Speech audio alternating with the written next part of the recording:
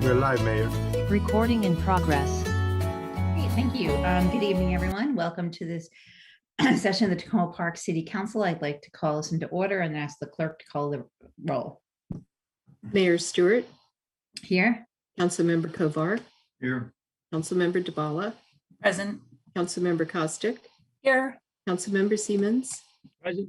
Councilmember Smith, Here. Councilmember Searcy.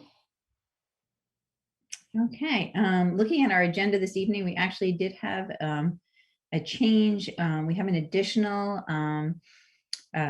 resolution to vote on tonight. It's a resolution authorizing the city manager to accept a grant award and sign documents on behalf of the city related to a grant from the Maryland Department of Housing and Community Development to develop affordable housing home ownership opportunities and preserve a continuum of housing affordability in the city. And that will come before the consent agenda, and I'm actually going to pull the youth council from the consent agenda tonight and vote on that separately. So those are two changes.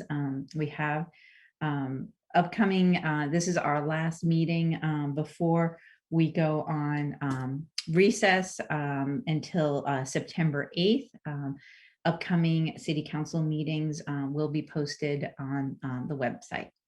And before we actually move any further into our meeting, we have the full council here. I'd like to mention the passing of two members of our community this week.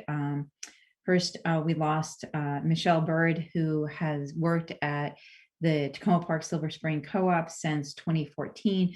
She was a union steward there and is going to be missed by many. She was on the register most days and loved to talk to many of the people who were there shopping and meant a great deal to many. In addition, we also lost Wolfgang Merner this week as well. As many people know, he was the founder and ran the Village in Tacoma Park, among many other things. I think there are countless things and people that Wolfgang helped in our community, and we've lost two great people in our community this week. So I'd like to just take a moment for us to remember both Michelle and Wolfgang and to send their families our love and support.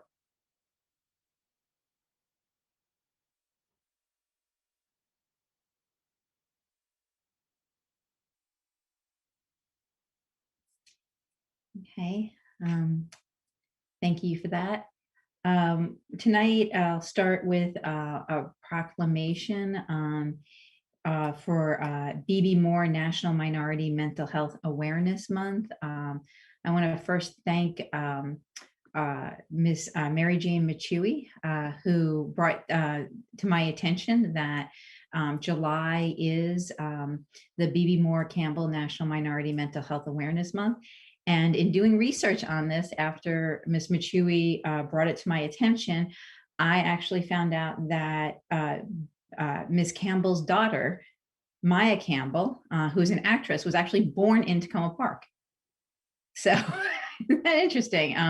Anyway, Ms. Campbell led an incredible life, and I will read the proclamation. Whereas BB Moore Campbell was an accomplished African-American author and journalist, advocate, and co-founder of the National Alliance on Mental Health, Urban Los Angeles, and a national spokespeople for mental health education and support among individuals with mental illness and their families. And whereas she was recognized for her tireless advocacy and for bringing awareness and attention to mental illness among minorities with the release of her New York Times bestselling novel, 72-Hour Hold, and her children's book, Sometimes My Mommy Gets Angry. And whereas in 2008, the U.S. House of Representatives designated July as BB Moore Campbell National Minority Mental Health Awareness Month in her honor to enhance public awareness of mental illness, especially within minority communities. And whereas mental illness affects 14% of Asian adults, 17% of Black adults, 18% of Hispanic Latinx adults, 32% of multiracial adults, and 44% of LGBT adults. And whereas trans adults are nearly 12 times more likely to attempt suicide than the general population. And whereas mental health conditions do not discriminate based on race, color, or gender, however, a person's culture and identity can make access to mental health treatment much more difficult. And whereas according to the Office of Minority and National Affairs from the American Psychiatric Association, approximately 2/3 of all people with diagnosable mental illness do not seek treatment due to stigma, lack of community-based resources, inadequate diagnosis, or no diagnosis. And whereas the month of July is a time to amplify NAMI's message, you are not alone, and to focus on the healing value of connecting in safe ways, prioritizing mental health, and acknowledging that it's okay not to be okay. Therefore, I, Kate Stewart, Mayor of the City of Tacoma Park, Maryland, on behalf of the City Council, residents, and staff, proclaim July 2021 as BB Moore Campbell National Minority Mental Health Awareness Month, and recognize her dedication and commitment to influence communities support mental wellness through effective treatment options, open access to mental health treatment and services, and improved community outreach and support for our family and community members. Thank you. And again, thank you, Ms. Michui, for raising these issues. And I think is ever more timely as we are as a nation discussing this with Ms. Simone Biles and the Olympics and all the conversations we're having. So I'm glad that tonight we could have July be BB Moore Campbell Mental Health Awareness Month. Okay, moving on now, we will go to public comments, and I see a couple of people already up. And I'm going to turn to the city clerk because I have way too many documents open right now.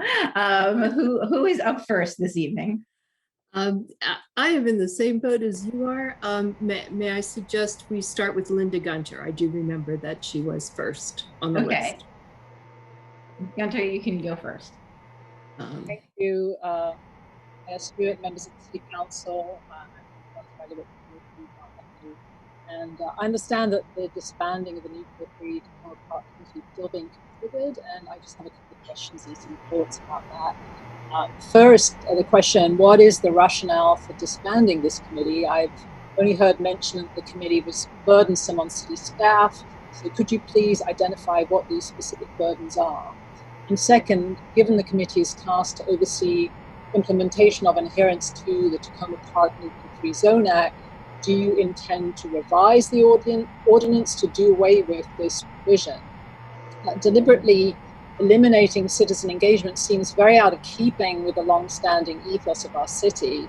I have read that the committee could be replaced with a short-term, quote-unquote, task force, but nuclear weapons are not a short-term issue, unless, of course, we use them, in which case our existence on Earth will be very short-term indeed. So what would this task force do, and how will people be motivated to join it absent the central mandate, oversight of and adherence to the nuclear-free ordinance? The possibility that nuclear weapons could be used is now more real than ever. The hands of the doomsday clock are the closest to midnight they have ever been, just 100 seconds. So now more than ever, we need to maintain a high profile on this issue. Disbanding the committee, in my view, will send the wrong message publicly from a city that is known above all for its nuclear-free status. Tacoma Park has been a pioneer in this regard, one of the first nuclear-free zones in the US, a member of Mayors for Peace, the first US city to declare its compliance with the UN Treaty on the Prohibition of Nuclear Weapons. Disbanding the Nuclear-Free Committee, and with it, its independent watchdog oversight, sends the message that either the city has lost interest in its core identity and the leadership role it plays in this arena, or that it no longer views nuclear weapons as an existential threat. And I sincerely hope that neither of these are true. Thank you, Ms. Gutner. Sorry, your time is up. We didn't have the clock up, but that was 3 minutes. Apologies for that. Yes. I thought I timed it, so I'm on the whole thing. I have one more paragraph. Can I just go ahead? All right. Sorry, we didn't have the clock up, so go ahead. I can guarantee it's under 3 minutes. I clocked it earlier. Very efficient. While there are doubtless many ways that the composition and activities of the Nuclear-Free Tacoma Park Committee could be improved, the elaborate survey we took on this last summer seemed to signal that the council would work with us in increasing the committee's relevance, vibrance, and diversity. Instead, we see dissolution looming, and this, in my view, is a mistake and will undoubtedly be met with disappointment and disbelief in the peace and disarmament community and beyond. Thank you. Thank you. And sorry about the mishap of the clock tonight. Ms. Carmen, do we want to go to Mr. Gutner now? Yes, that's Hi, my name is Paul Gunter. I'm 302 Grant Avenue and a member of the Nuclear Free Tacoma Park Committee. Since 1983, Tacoma Parks, as Linda's pointed out, has played a very critical role in the connection between politics and activism at the most fundamental democratic level. And, I concur with what Linda said, that this is going to send the wrong message at a critical time, a very critical time, that the city's council has, appeared to that the issue of nuclear weapons and its existential threat is of no concern. But I think that I can cut to the chase really quick just by saying that you're disbanding your activist community envoys, those of us that have reached out for the city to connect you with a global movement. And it is the Nuclear Free Committee that actually established this connection, that the city was the first municipal element to adopt the nuclear weapons ban with the United Nations. So we were the envoys that connected the United Nations ban at a fundamental democratic level. And it doesn't seem that that's being appreciated by disbanding that platform, not so much us, but the platform itself. And I think that that's a great mistake. Thank you. Thank you very much.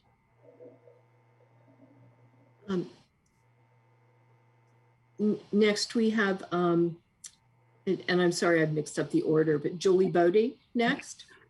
Julie? Okay, thanks. Tonight, I want to thank the city staff for their consistent enablement of our public programs over the years, most especially Jesse Carpenter, Alvaro Calabria and his stalwart crew, and John Webster. With their support, we've been able to share extraordinary films and panels that advocate an end to nuclear weaponizing. Big classic films like Silkwood and Dr. Strangelove, and a number of independent gems that range from Paul Jacobs and the Nuclear Gang to a recent film by Tiffany Prater about a small Iowa town's involvement, and it won a prize at the International Uranium Festival. Speaking for the committee, and I'm especially proud of the films and panels that bring forward the representations of and by people of color, like Connie Chikawa's film, The Burmese Harp, historian Vincent Ontani's history of the agency of Black people in the U.S., and anti-nuclear movement, and perhaps most of all, A.C. Byrd, who served in the Marshall Islands, came here to learn how to stop the destruction and stayed to organize against it. That was a panel and a film.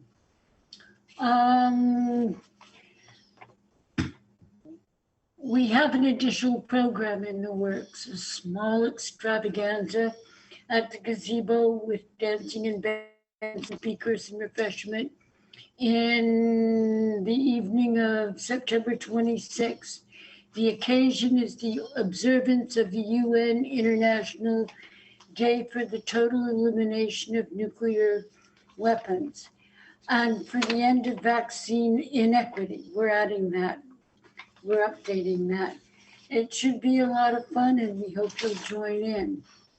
To end, I'm going to quote historian Gabriel Tayok, who says, "You are always a part of a larger story." That's the fundamental thought behind the issue, the nuclear-free issue, and the ordinance that we were founded to implement. It's something to bear in mind. Thank you. Great, thank you. Ms. Carpenter, do we have Ms. Matui with us tonight, or was that it for public comments? Ms. Matui should be she is on the list of people on the panel right now. Okay. So Ms. Matui, are you able to unmute yourself and turn on your camera?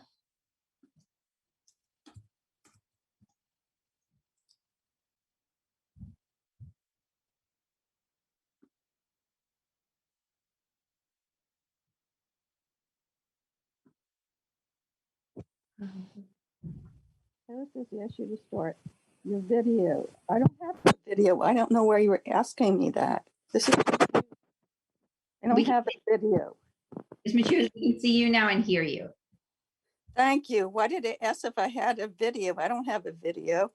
But anyways, I just want to let you know your TV station is really bad. It's like really broken up. You can't understand anything. I had channel 13 because I have Comcast for the city channel. It is really broken up really badly. So if anyone right now is trying to listen to you on their TV, no way you can make it out. And second of all, thank you for the proclamation about B.B. Moore Campbell. I appreciate the thought. And hopefully next year we'll have the proclamation earlier in the month. And I want to talk about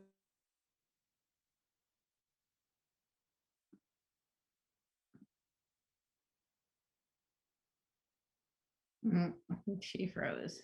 Yeah.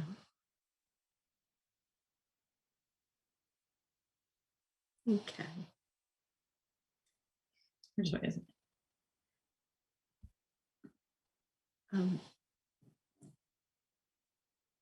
And Mayor Stewart, while we have a quiet moment, I had left Jay Levy off the list, and he had also signed up to speak, and I left him off the list. He is in the meeting Right now. Well, we can go to Mr. Levy, and then if Ms. Matui can come back on, we can come back to her. Okay.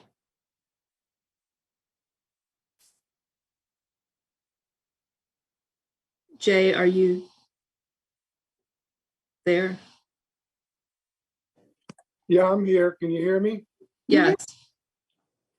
Good. Well, greetings to our council members, and I'm Jay Levy, 7431 Baltimore Avenue, Chair of the Nuclear Free Zone Committee. And I'd like to bring to the attention the email I received on May 14th from the subcommittee of the council, which recommended that the Nuclear Free Zone Committee be abolished. That email concluded by saying, the city remains committed to the goals of the committee. Well, over the years, we've had dozens and dozens and dozens of presentations of films, book lectures, public speaking events, cable TV programs, tabling all community festivals, liaising with US peace groups and with international anti-nuclear groups to make them aware of what we were doing.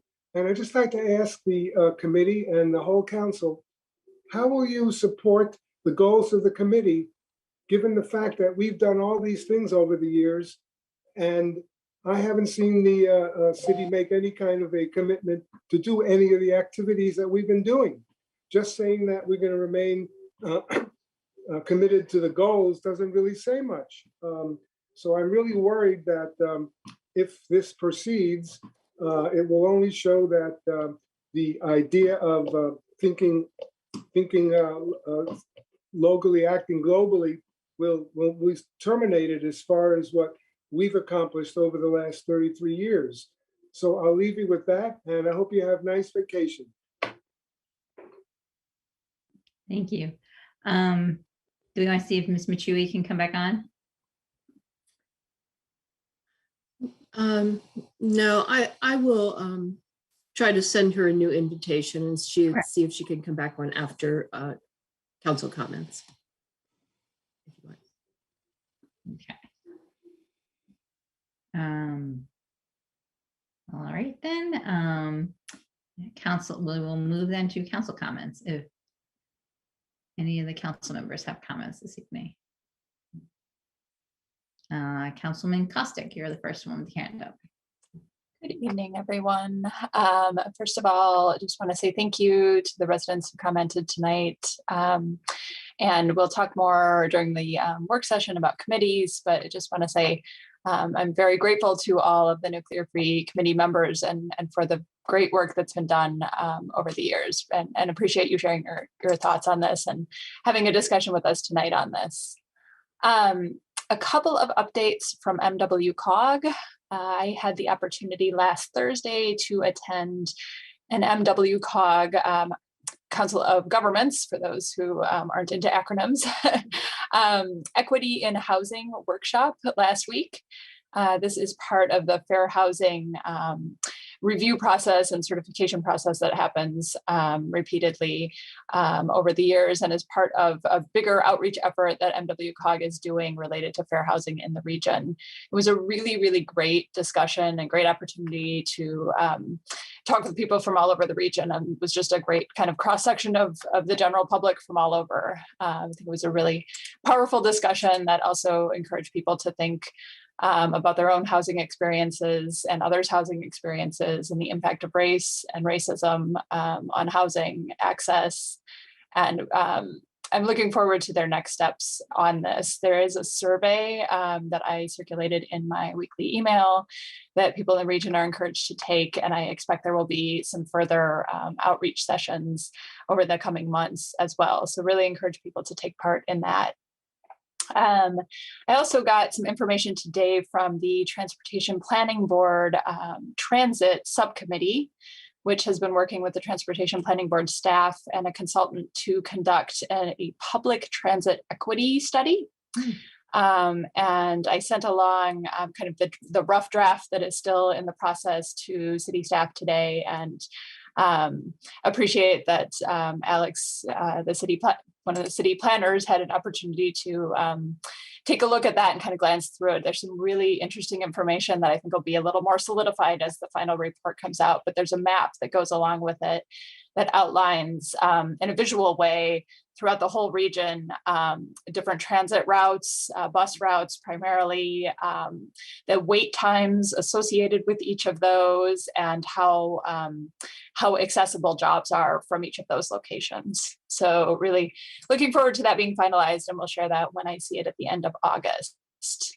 And then finally, we are in recess during August, but I wanted to let everyone know that I am planning on having a virtual office hours event at the end of the month on August 29th from 7:30 to 9 p.m. And I'll share some more information about that. But mark your calendars as the council kind of comes back and people are getting back to school. It would be great for people to attend and to catch up with everyone. And that's it. Thank you very much. Great, thank you. Next, we have Councilman Searcy. Great, thank you so much. And I want to echo Councilmember Costick in my appreciation of all of those that came out and provided comments tonight, and definitely appreciate all of the work that you all have done over the years, and looking forward to the discussion that we'll have later today about, or later this evening, about committees.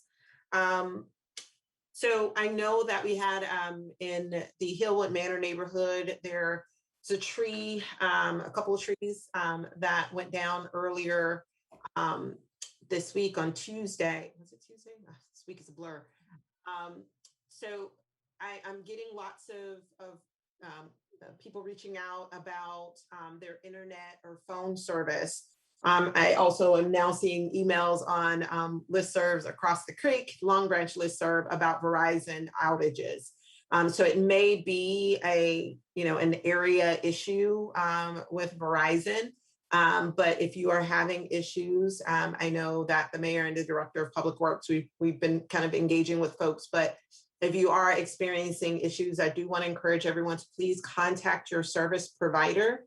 It's important that we, quite frankly, flood the lines to let people know that internet service has been disrupted as a result of the storms that happened earlier this week. And on yesterday, I had the opportunity to participate in the new Crossroads Foundation meeting that consists of residents and business owners. And the purpose of that group was to come together to really think about and enable the Crossroads area to get grant funding, and it's a nonprofit that's been developed really for the purpose of trying to connect the community with the businesses. And it was a wonderful discussion. We talked about the vision, mission of the organization, as well as areas of focus. So I want to just thank all of those who spent time on Tuesday meeting to kind of talk about how we can advance development, but community-oriented development in the Crossroads area. And I think that is all I have. Thank you so much. Thank you. Councilman DeBala. Yes, thank you. So it's COG week. How about that? Today there was the combined meeting of the Chesapeake Bay Group and the Climate and Energy Group, focused on resiliency. And three things that I want to call to your collective attention. Charles County has set up the first resilience authority under the new state legislation that went through just a couple months ago in Annapolis, allowing communities and counties to set up local resilience authorities, either as an expansion of a stormwater board, or in their case, because they haven't got a stormwater board, a resilience board to be a separate funding mechanism, a separate planning mechanism for projects around resiliency. They are starting with stormwater drainage. They are getting a grant from the Maryland Chesapeake and coastal communities to do an analysis of their community that sounds very similar to the analysis we're talking about doing. So I'll send that around to the council and to the acting city manager, because there's some things in there that we might want to follow up on. Second, there was a presentation by the Transportation Planning Board, and they were talking about their resiliency study. And they are looking specifically at natural hazards in transportation, which is a pretty narrow definition of resiliency, but just wanted people to know they're doing it.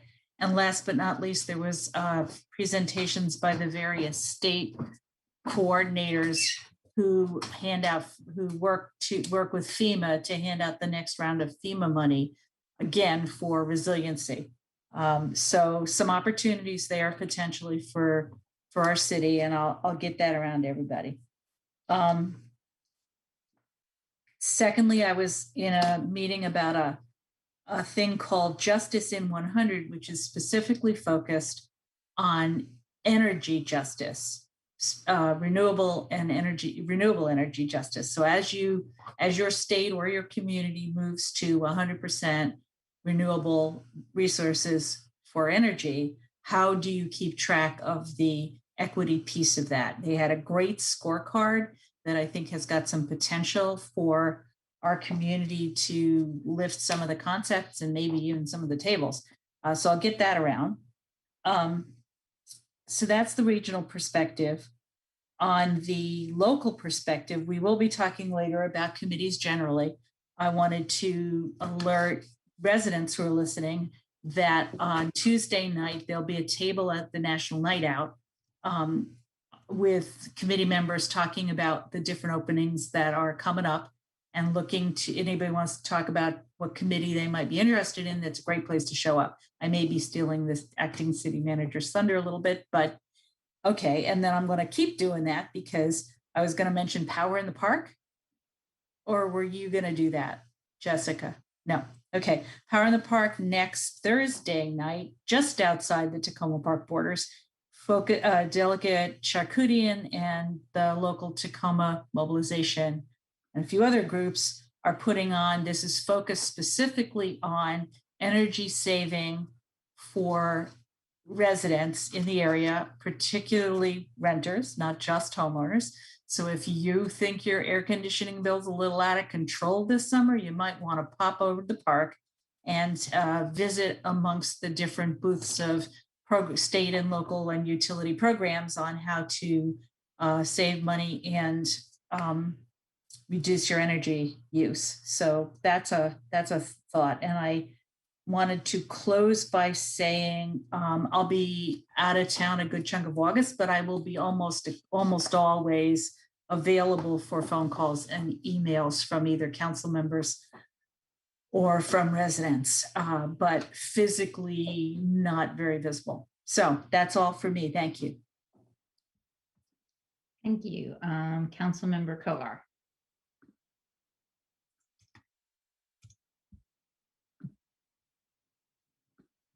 Thank you, Mayor.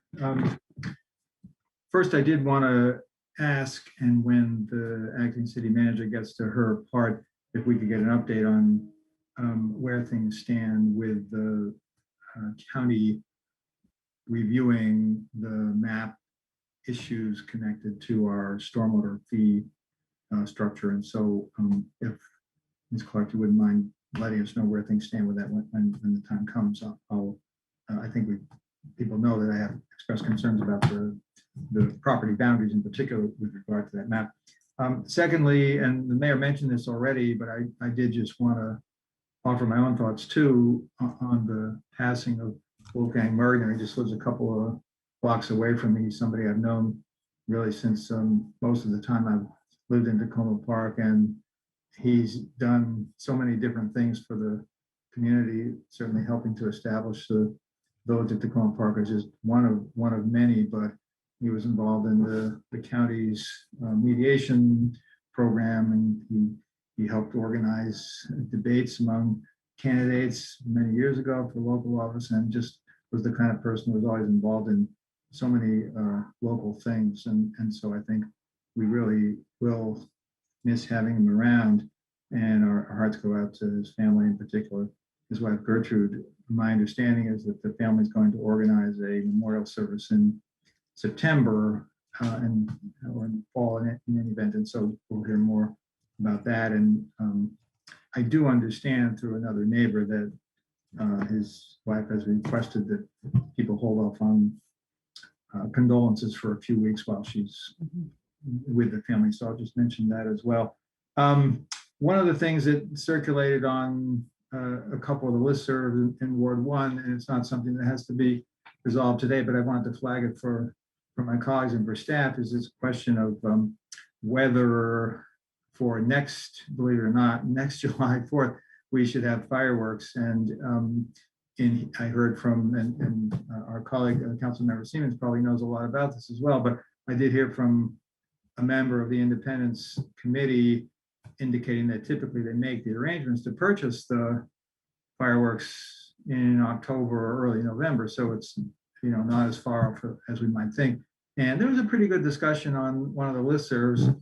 Some people really love it. Some people thought, well, if we have an organized fireworks display, then maybe people wouldn't do as many of the unofficial ones that, of course, are noisy late into the evening. But there's also questions of air quality and the like. And so I think it's something that we ought to get into at some point. There's a lot of interest, and I heard from a lot of people who don't normally comment on things, expressing pros and cons on that.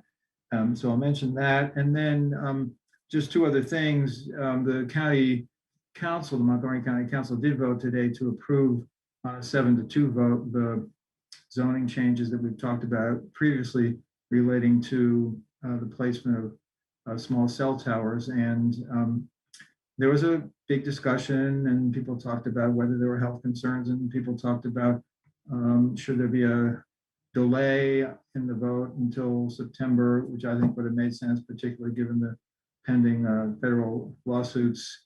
And there wasn't as much discussion as I would have liked about the permitting process changes, which makes it harder for people to object to placement of towers. But in any case, we passed 7-2, and so depending on what happens with the lawsuits and other action, potentially by the FCC with a new president, maybe the zoning change could change further. But for now, that package of zoning changes did approve, and it may mean that cell towers can be placed closer to people's residences. And then the last thing I just want to say, I mean, I already gave her an assignment coming up in her comments, but I did want to thank Jessica for being acting city manager and doing a good job at it. And I in the past, in one or more of my government jobs, I've been in acting capacity, and usually when you get that, you still have to do everything you were doing before as well.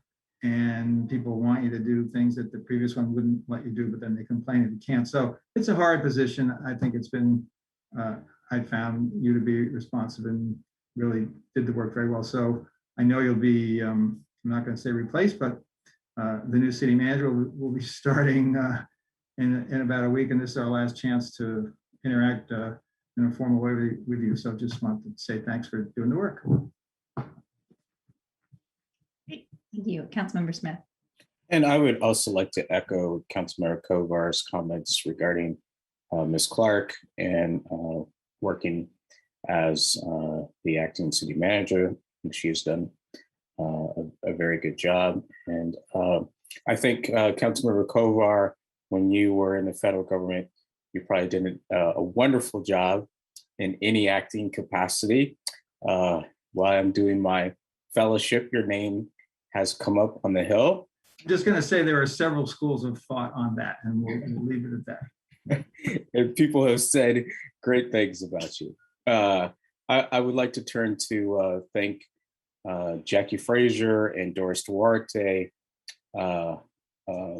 getting Lunch and Learn up and running this year. And I want to thank all the parents for signing up their kids. I know it's not going to be the way we've done it in the past, but with the pandemic, the Delta variant, we have to still be more in this hybrid virtual world. And then finally, I appreciate everyone who came out to talk about the Nuclear Free Committee. I support keeping the committee 100%. I think it is representative of Tacoma Park. The committee has done great work for the many years that it has been in existence in the city. And I just want people to know that these changes to the committees I'm not supporting. I think this is one of the only areas that council members have full control over. And I don't think that this council or any council in the future should put on these restraints. Thank you. Thank you. I have a couple of updates. It has been a busy COG week, I think, for everyone. As I've mentioned before, I serve as the vice chair for the Council of Governments board, and we had our board meeting this past weekend. One of the things that we dug into was looking at high capacity transit station areas and analysis that COG has been doing by equity emphasis areas. And I think a lot of that feeds into what Councilman Kostick was talking about, the maps that COG has been able to put together and overlay one on top of each other, and then look at how that maps onto the regional housing and climate change goals is really pretty amazing. And I'm looking forward to digging into it more. The staff at COG is also available to do presentations and also help our own city staff walk through all of this. So I know we're heading into August, and staff also are on vacation. We have the new city manager starting, but I hope that we can connect with them, because I think there's a lot of resources that we can look at, and especially with the equity emphasis areas, they did it by census tract. Because lots of times when people do this type of mapping, it doesn't work for a city of our size, but the equity emphasis areas really are excellent. So looking forward to that. So that was a great meeting, learned a lot that I hope to bring back to everyone. In addition, this week, thanks to Councilman Costick for sending me the information, there's been a lot of a push to get the White House and members of Congress to have a pathway to citizenship in the budget reconciliation that they're working on right now. This would be a pathway to citizenship for Dreamers, immigrant families, essential workers, TPS holders, and CASA has a petition that you can sign if you're interested in this. But I was able to join with 83 mayors across 28 states in helping to push this, and was able to participate in a call with the White House earlier this week. So thank you, Councilman Costick, for sending that my way.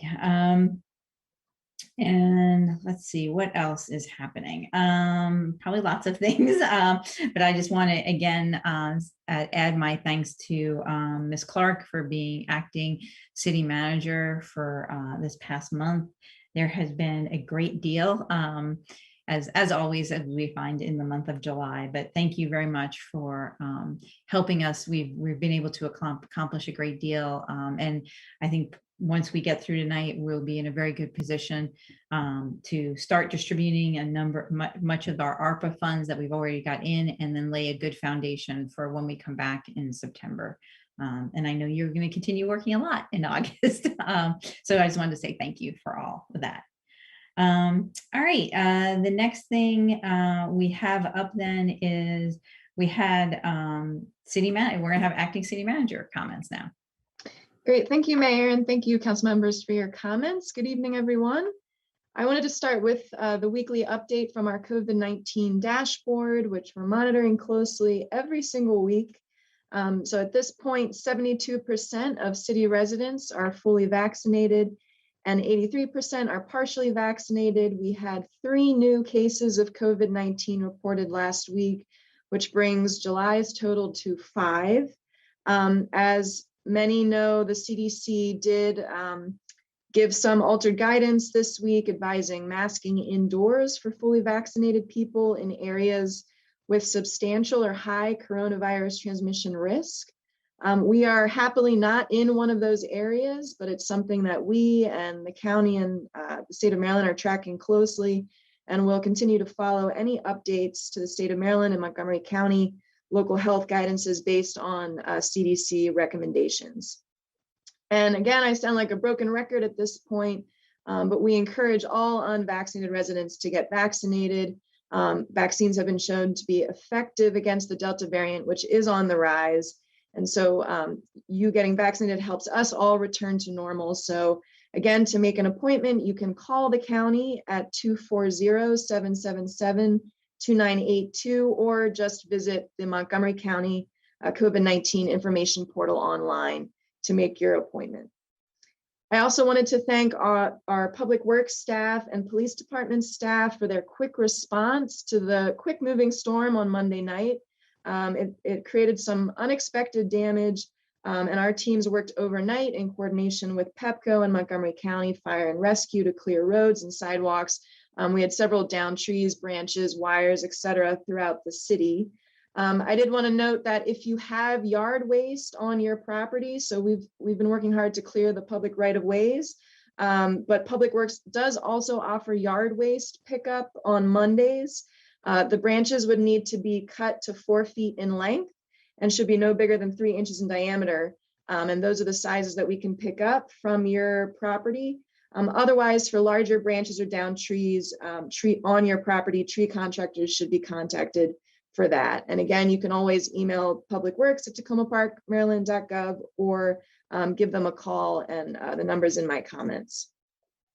And in response to, while we're on Public Works, in response to Councilman Kovar's question on our stormwater fee, so again, there was a mailer that went out several weeks ago detailing the new stormwater fee for each household. As we know, our stormwater fee funds our stormwater management program, which benefits all properties in the city, and it's based on the amount of your impervious area and appears on your property tax bill. There have been some instances where there are errors to the impervious area. So for example, the county's assessment of aerial images is done every 3 years. So if you made an update to your impervious area, it may not be captured in the county data that we used. So you can go to our stormwater webpage and submit a request for a correction, and our public works staff will work with you to review your property survey, and they'll even come out to your property in person to measure your impervious area if needed. But we have, through that request for correction process, discovered that there are certain blocks in the city where there are property line errors.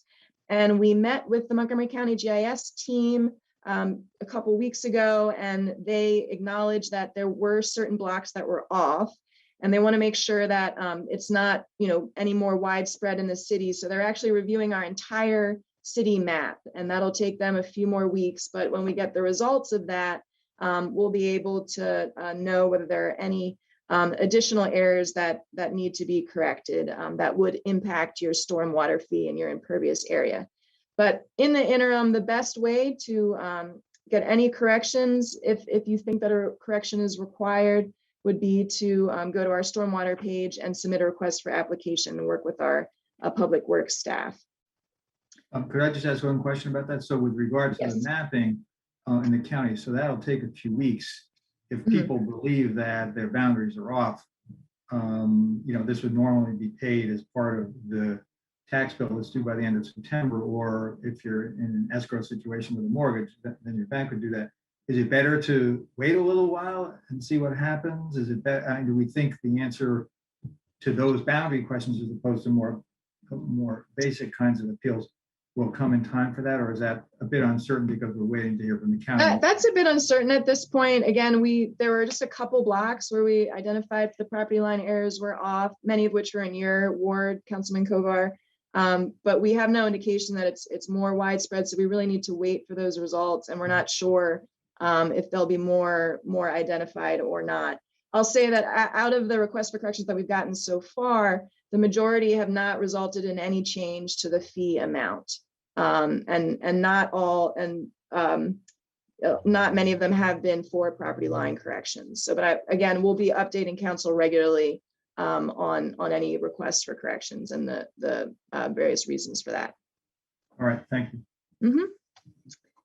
All right, and then I wanted to note for events coming up, again, this Tuesday, we have National Night Out, which is this Tuesday from 6 to 9 p.m. right next door to the community center at Piney Branch Elementary School.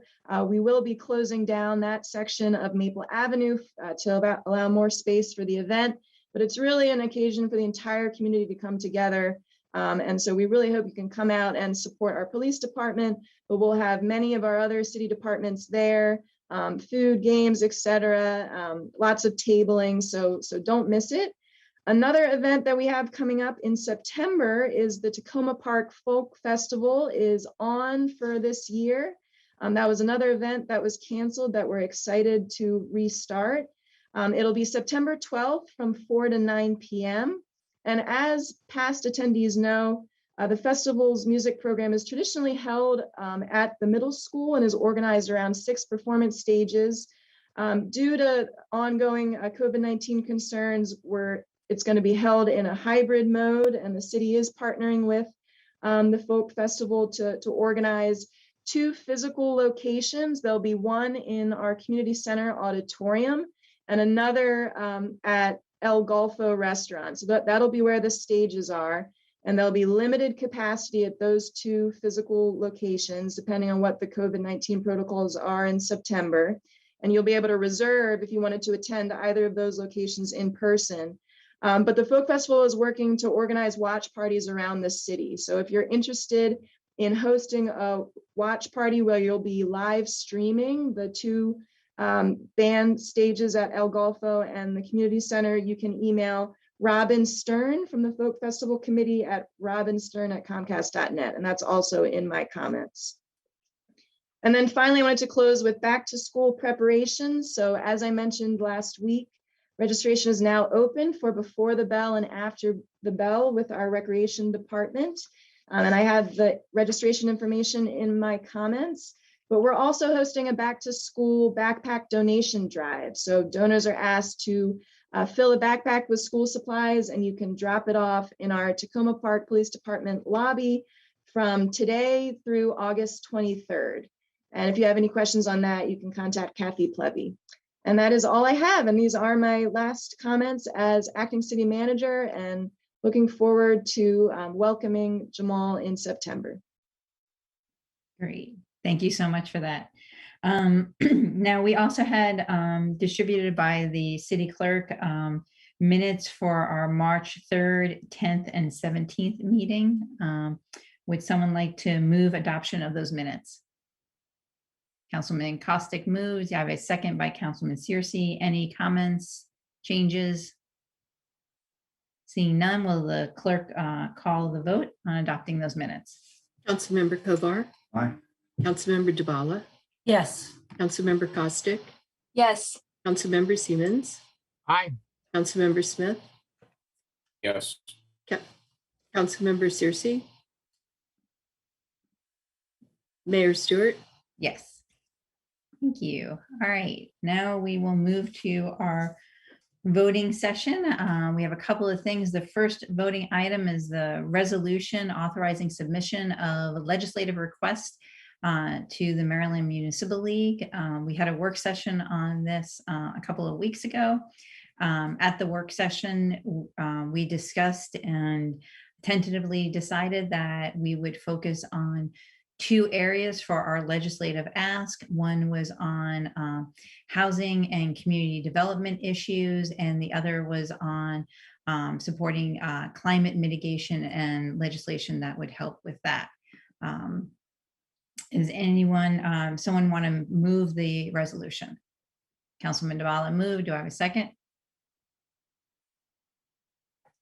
Councilman Searcy second. Any comments, changes, thoughts on this? Okay, seeing none, I'll ask the clerk to call the vote. Councilmember Kovar. Aye. Councilmember Dabala. Yeah. Yes. Councilmember Costick. Yes. Councilmember Siemens. Aye. Councilmember Smith. Yes. Councilmember Searcy.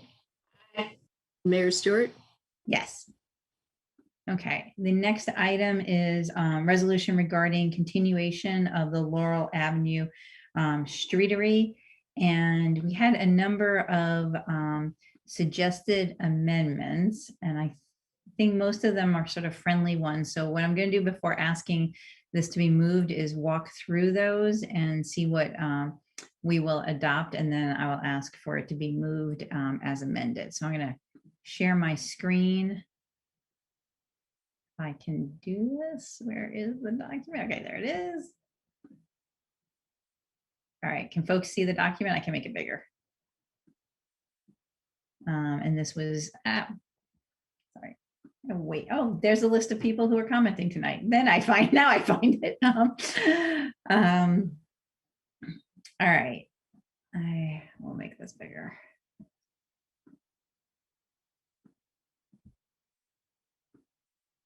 All right, I think I'm first going to turn it over to, I think, Councilmember Kovar. Am I correct to kind of walk through some of these changes? I think the majority are yours. Sure.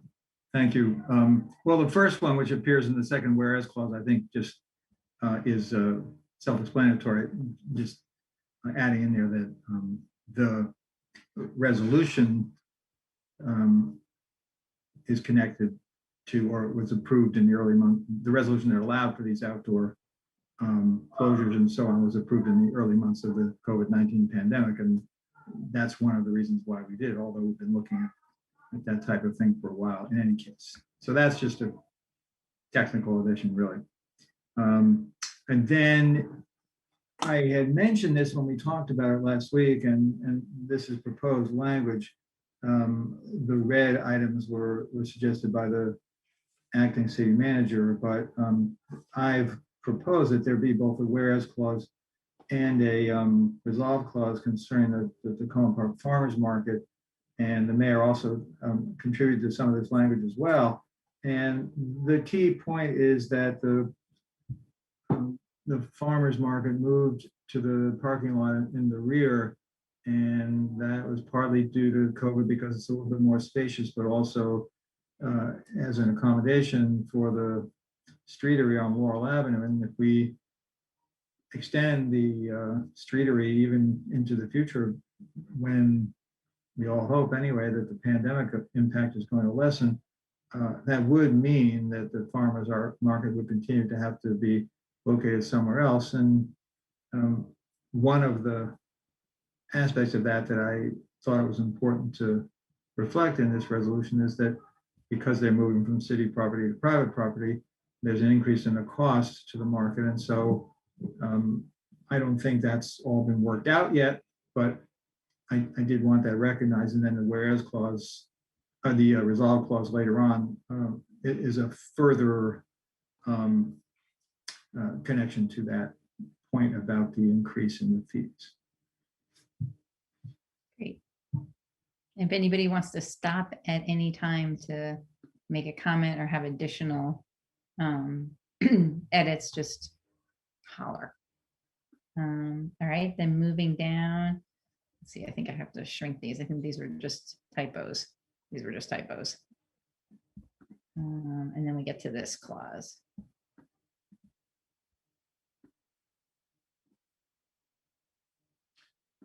Yes, so this is the resolve clause that I mentioned, and it follows logically from the earlier whereas clause.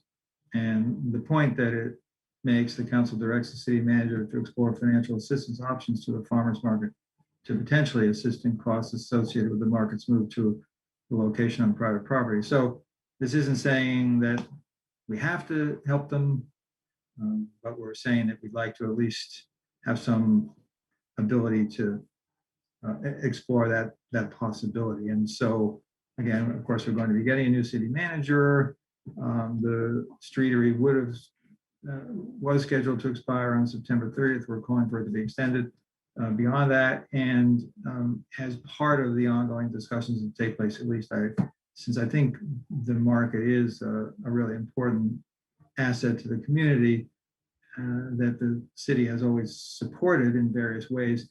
If it emerged that there was potentially a need for them to have some financial assistance in remaining on the private property, that was at least something that the city could look at. And I know one or two of my colleagues may have had some other thoughts on how to structure this language, so I'm certainly open to hearing about that. Okay, not seeing anyone raise their hands at the moment. So if we want to continue with the next. Oh, yeah. Okay. So, and this is another thing that I mentioned when we talked about this at the previous meeting. One of the things that I've heard from some residents is, well, it's great that the businesses that are located on Laurel Avenue are able to benefit from the street being closed and so on, and it helps them and it helps the community in terms of vibrancy and walkability. But other businesses elsewhere may not be able to do that. And there's a couple of reasons for that. In some cases, they're on roadways that are controlled by the State Highway Administration. We don't have the ability to close off portions of them. In other cases, it may just be that given the configuration of the street and the property where the business is located, it's not practical. And so I don't think the answer is therefore we don't close Laurel. I think the answer should be we find, or at least look into other ways of assisting those businesses. And in fact, this would be in line with our housing and economic development strategic plan, which talks very specifically about providing assistance to small businesses. And so this is just a way of saying, in addition to what we're doing here, which is helpful to the community overall, but helpful specifically to the businesses on Laurel, we're also going to redouble our efforts to look at ways of potentially helping small businesses elsewhere, which can't do what those on Laurel are able to do. Great. And then I think we had two other in this resolve clause here, it was changed to say that unless the city manager provides notice of intent to discontinue the use of public space by July 1st, since that's usually the city manager's role, to make it more specific.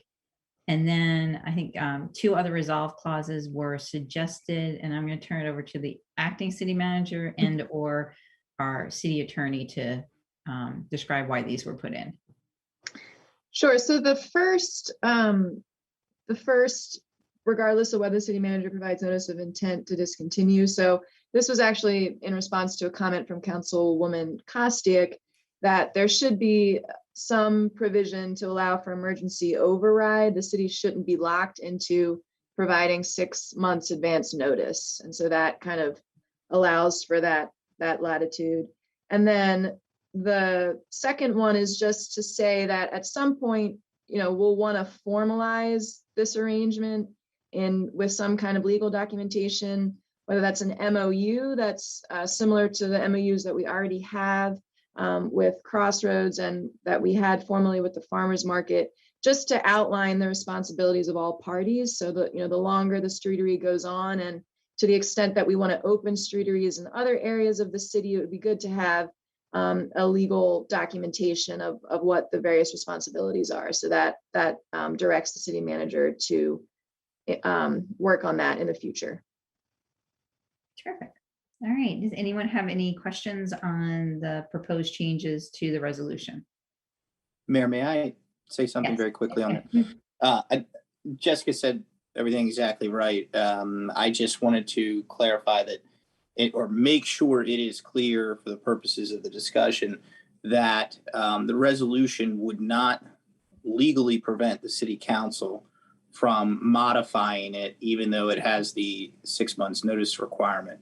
But I think that in order to be fair to all, it should contain language that would indicate that the council may override that 6 month notice requirement. Mm-hmm.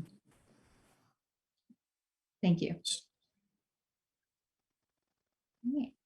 All right, I am not seeing, I'm going to stop sharing my screen and I will send this to the city clerk to make sure she has these changes. Would someone like to move the resolution? Councilmember Kovar moved, Councilman Kostiak second. Any other comments, questions? Not seeing any. Will the clerk, okay, Councilman Searcy. All right, real quick. I just want to say thank you to Councilmember Kovar for these additions. And I know we had a lot of back and forth, and I think that everything is better because of your efforts. So thank you for that. Yes, thank you, Councilmember Kovar, for working on this. Yeah, let's vote on it because I'm excited that we're going to do this. I'll have the clerk call the vote. All right, Councilmember Kovar. Aye. Councilmember Dabala. Yes. Councilmember Kostiak. Yes. Councilmember Siemens. Aye. Councilmember Smith. Yes. Councilmember Searcy. Aye. Mayor Stewart. Yes.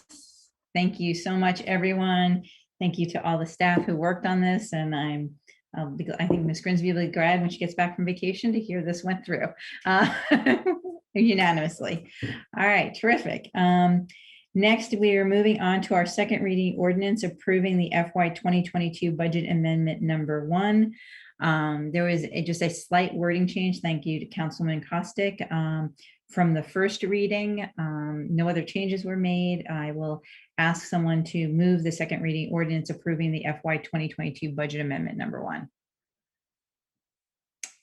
Councilman Dabala, do I have a second?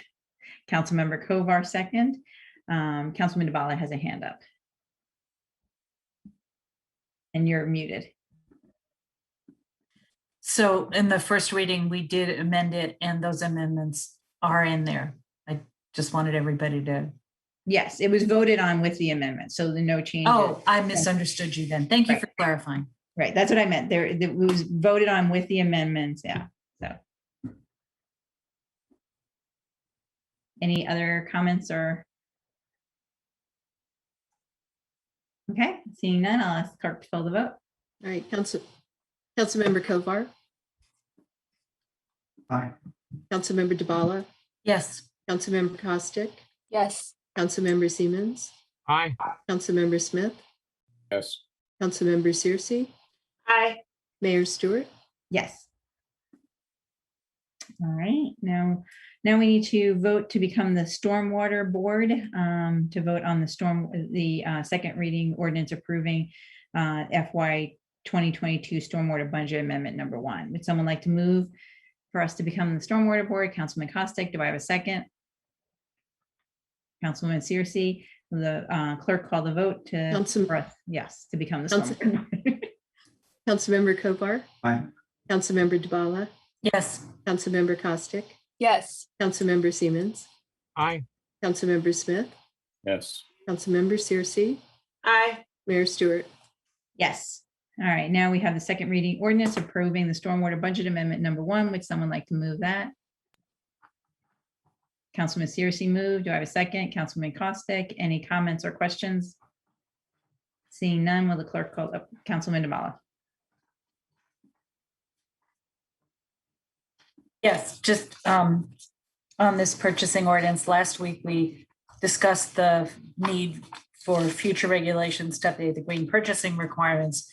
And I said that I would come back with a whereas. We'll come to find out as I was working on that there's 2 different places where the city is given. We're not in the purchasing order yet. This is the Stormwater Budget Amendment. Oh, I'm sorry. I thought that was the vote to, never mind. I'm ahead of myself. Hold that thought. All right.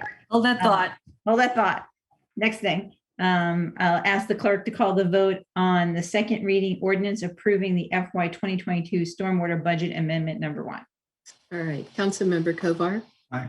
Councilmember Dubala, Yes. Councilmember Costick, Yes. Councilmember Siemens, Aye. Councilmember Smith, No. Councilmember Searcy, Aye. Mayor Stewart. Yes. All right. Next, we have the second reading ordinance amending the Tacoma Park Code, Title 7, Purchasing and Taxation, Chapter 7.04, General Provisions, and Chapter 7.08, Source and Selection and Contract Formation, Chapter 7.16, Real and Personal Property, and Chapter 7.32, Admissions and Amusement Tax.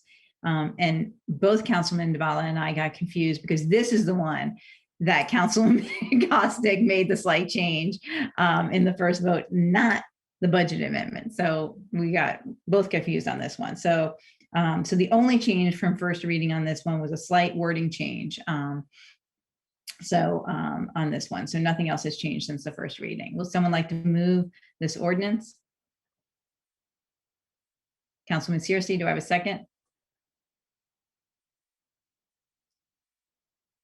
Councilman Costick. Now, Councilman Duvall, you are up. Thank you. I forgot about going into Stormwater Board in order to vote. So, as I was starting to say, last week on this purchasing code, we discussed the need for future regulations to update the green purchasing requirements. And at one point, there was a proposal to just move all of that out. Well, we're not doing that. And I said I would come back with a whereas to highlight the need for future attention and regulation on updating the green purchasing code section. So come to find in looking closer, there are 2 places in this current proposed code that specifically give the city manager authority to do regulations as is appropriate. So I no longer feel the need to have a whereas, and I withdraw. I just wanted everybody to know how it turned out, that I looked into it. I even wrote one, so you got a copy of it, but I think it's not necessary. So long way to say no additional amendment to the whereas from me. Thank you. Great, terrific. Thank you very much. Any other comments, amendments, Councilmember Kovar?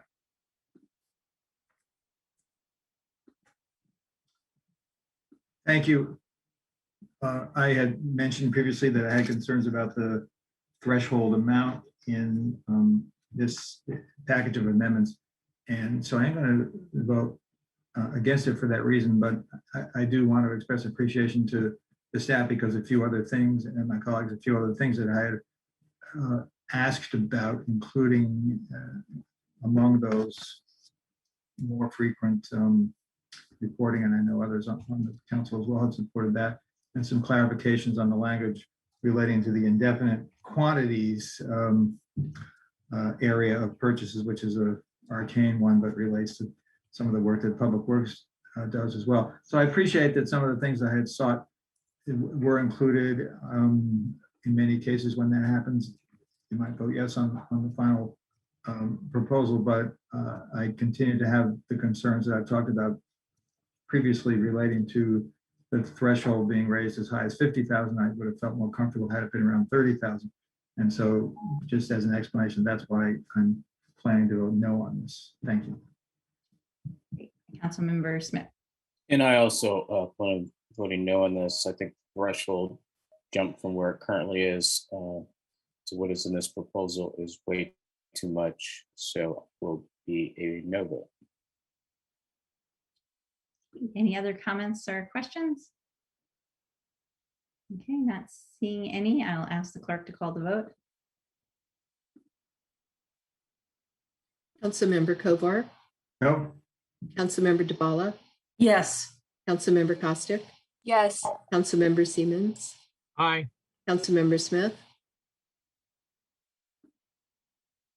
No. Councilmember Searcy, Aye. Mayor Stewart. Yes. Okay. Terrific. And I do want to extend my thanks to the city attorney and the acting city manager for pulling this all together and working on it. I really, there's a lot of hard work that went into this. There are a lot of pieces to it. So thank you very much. Next, we have our new item that was added today, and I think I'm going to turn it over to the acting city manager to discuss this and tell us what we're voting on. Sure. So as council may recall, back in May, we announced that the state of Maryland had awarded the city of Tacoma Park significant grant funding under the National Capital Strategic Economic Development Fund.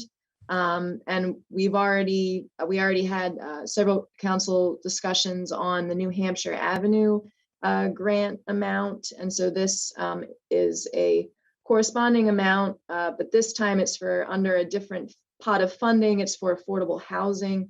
And so it's $500,000 that we will receive from the state. And in order to be able to receive it and for the city manager to have the authority to sign off on it, we do need council's approval for that.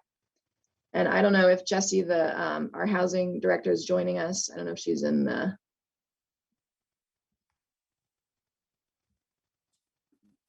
But in terms of the content of the application, our housing director can speak more to it, but it's an incredible award. And we'd like to be able to accept it. So that's what it's for. Right. So this is accepting. This is money we've already, they want to give us this $500,000, correct? Yeah. This is literally just saying we're accepting the money. Is that? Yeah. Okay. So that's all this is. And I'm glad somebody caught it before.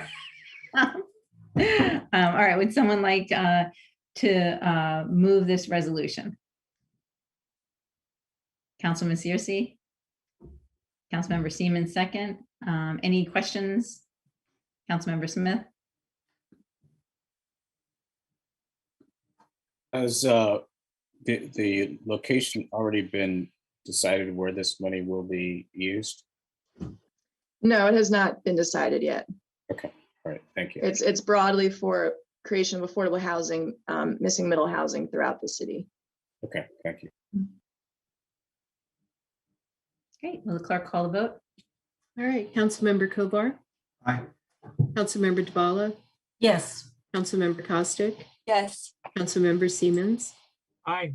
Councilmember Smith, Yes. Councilmember Searcy, Aye. Mayor Stewart. Yes. Great. And I just want to, I know we did this before when we found out about the grant, receiving the grant. I just, again, want to thank the housing department, particularly Grace Wiggins and everyone who put in this grant. $500,000 is a terrific thing to have as we're looking at housing affordability and moving forward on our strategic plan on housing. So thank you very much for your work on this. Next, I pulled from the consent agenda the resolution providing for appointments to the 2021 and 2022 Youth Council. I wanted to pull this because I wanted to just note this year we had 24 applicants for 11 positions.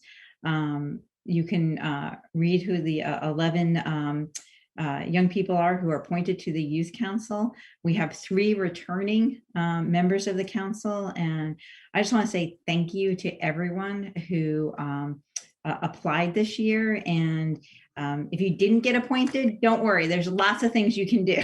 I want to say that there are no age, well, I shouldn't say no. On most of our committees, there are no age requirements. So if there is another committee that you would like to serve on, please come out to National Night Out and learn about the committees, and we'll talk more about that this evening.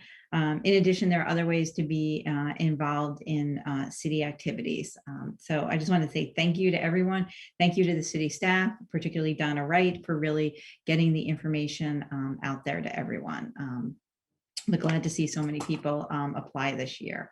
And so Councilmember Dabala and then Kovar, and then I'll ask for the resolution to be moved.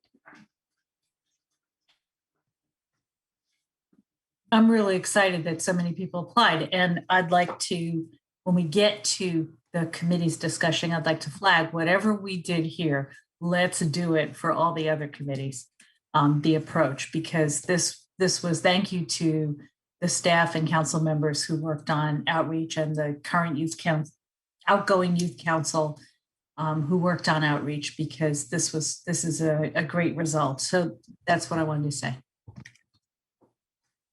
Great. Councilmember Kovar. Just one other question.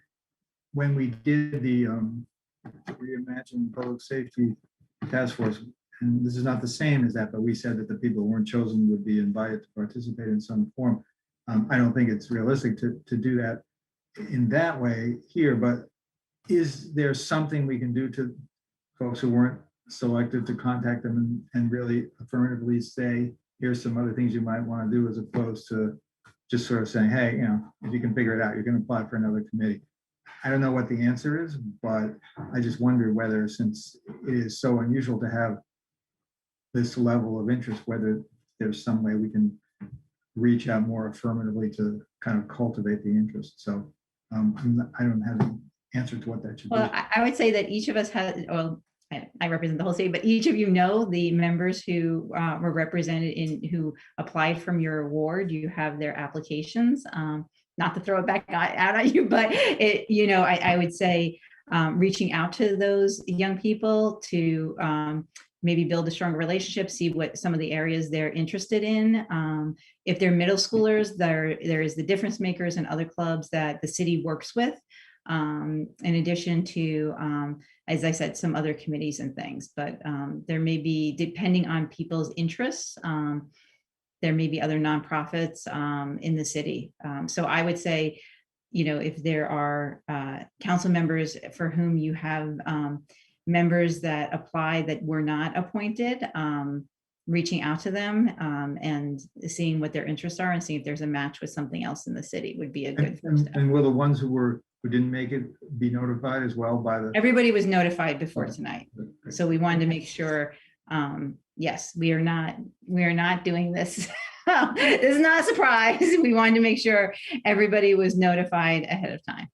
Okay, thank you. Great. Councilman Searcy, and then Councilman Dabala, is that an old hand or a new hand? Yeah. Good. Councilman Searcy, you're next. Awesome. I just want to echo everyone's excitement. It is so exciting to have so many young people in the city, and going through the applications was so hard. I mean, to see, I couldn't imagine, maybe I was a slacker to be 13, talking about affordable housing. Like, what was I doing? I don't know. But that's just a testament to the advocacy and the engagement that just permeates our city. So definitely want to thank everyone who applied and everyone who is interested. We had such a hard decision to make in terms of the selections. And to Councilmember Kovar's point, This could also be a question that we might want to pose to the incoming youth council. I mean, they have to do a lot in terms of trying to engage the youth. And one of the things they may want to do is decide to reach out to those youth that applied but weren't selected, to see how they may want to work with them to kind of help spread the word about events and activities. So definitely can make that a note for the future youth council to consider as they're thinking about what their agenda will be and how they take things on. But again, I just want to echo my appreciation for all of the youth that applied, because it was such a great candidate pool. Great. Councilman Devala? That was essentially what I was going to say. I noticed that a number of the applicants were really interested in climate change. That's been a youth council theme for some years now. And I was going to suggest the same, that perhaps the youth council, once they decide what their priorities are, they might choose to reach out and embrace these people on particular projects that they might have going. And what a great problem to have, right? To have too many really qualified people. Thank you to all of you who applied. Great. Would someone like to pass the resolution? I move the resolution, sorry. Councilman Devala, Councilman Searcy second. Any other questions or comments? Not seeing any. Will the clerk call the vote? Councilmember Kovar, Aye. Councilmember Devala, Yes. Councilmember Costick, Yes. Councilmember Siemens, Aye. Councilmember Smith, Yes. Councilmember Searcy, Aye. Mayor Stewart. Yes. All right, next we have the consent agenda that has a single reading ordinance approving a contract for sports officiating services and a resolution providing for the council's summer recess. Would someone like to move the consent agenda? Councilman Costick, do I have a second? Councilman Searcy, will the clerk call the vote on the consent agenda? Councilmember Kovar. Sorry. Councilmember Devala. Aye. Yes, aye. Yes. Councilmember Costick, Yes. Councilmember Siemens, Aye. Councilmember Smith, Yes. Councilmember Searcy, Aye. and Mayor Stewart. Yes. Great.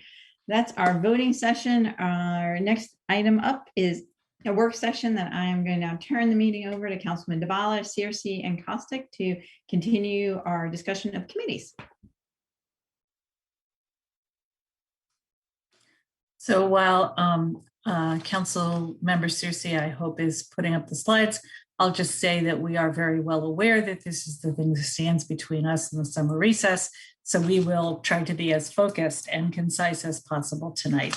Next slide, please. So we're going to skip all the reminders and summaries and all of that stuff, and we're just going straight to the chase. So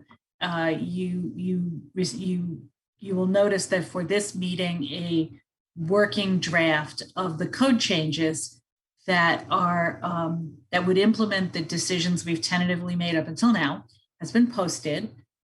September 8th, we'll have a more complete draft of the code language. There'll be votes in September to adopt the code changes. Meanwhile, as you already know, kickoff on recruitment and appointments starts Tuesday night at National Night Out. It'll be in the city newsletter. It'll be in the fall guide. There'll be flyers available by Tuesday night, and someone will get in touch with each of you about recruitment. But for what we want to do tonight, we want to summarize the changes in the draft code that are reflected in the draft code language, not literally go line by line, but go by section by section. We want to flag a few areas that the city attorney has raised some questions and recommendations about. We want to finalize the stipend amount and coverage. Last week we talked about it and we said we'd come back with some more refined numbers.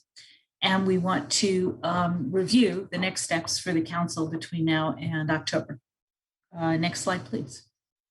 So diving right in, the first section of the code changes is advisory committees generally, not quasi-judicial and regulatory committees. So the idea is to treat them separately in the code as they are now.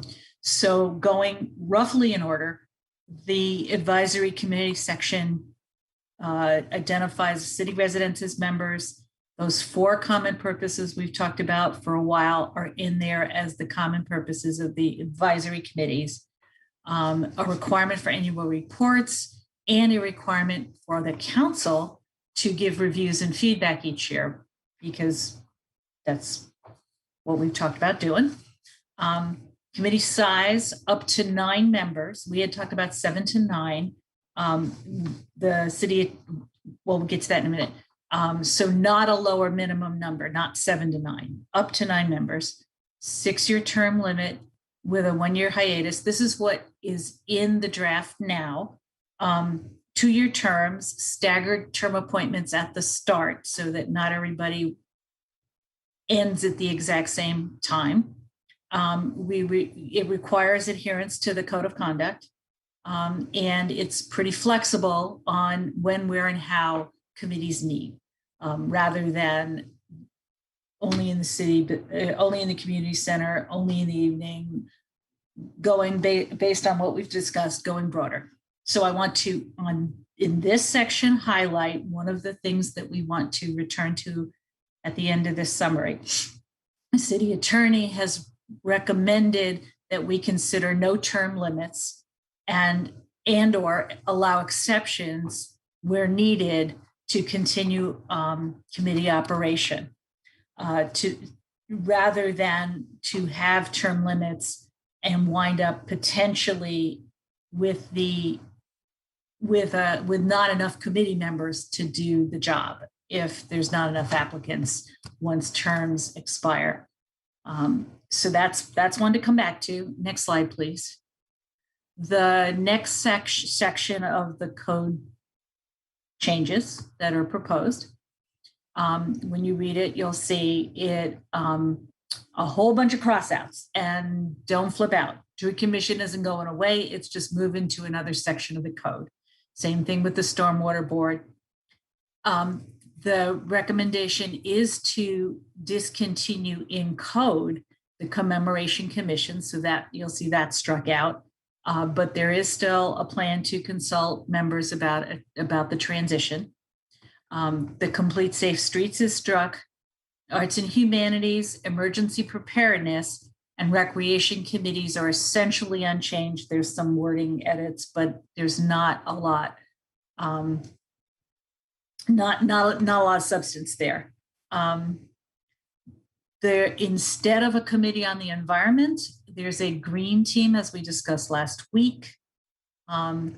There's a separate posting for the green team's duties and responsibilities. So the purpose, and then a little more specifics mirroring the other committees, advisory committees, a little more specifics about the duties and the responsibilities of the committee, focused just on the Sustainable Maryland Green Team Program. The Grants Review Committee and the Youth Council are codified. And this winter, the city attorney will come back to us with technical changes for consistency. Because once you change one thing, it may inadvertently change another thing. We want and we want to make sure that doesn't backfire on us and we want to clean it up while we are about it. So in this section, to highlight for you and to come back at the end of our presentation, to just to note that the green team duties are not literally in the code right now. They are a separate piece of paper. And the name, we talked about changing the name of the Recreation Committee. What we had originally selected the Recreation Committee thought was too broad. So we're still working on that one. Next slide, please. Boards and commissions generally. I think I'm supposed to take over I here, think that's Councilmember Tracy. Duvalla, Yeah, although you're yeah, welcome to thank you. continue if you'd like. No. Okay. So now we're turning to the boards and commissions, which are the quasi-judicial bodies. So the first section was the advisory committees, and this is the quasi-judicial bodies. And they are in a separate section of the code. As we have found out, as we've gone through this process and talked with the city attorney, it's not as easy to make general changes, as Councilmember DeBala said before, to the quasi-judicial committees because it impacts judicial hearings and other aspects of city functions and regulations.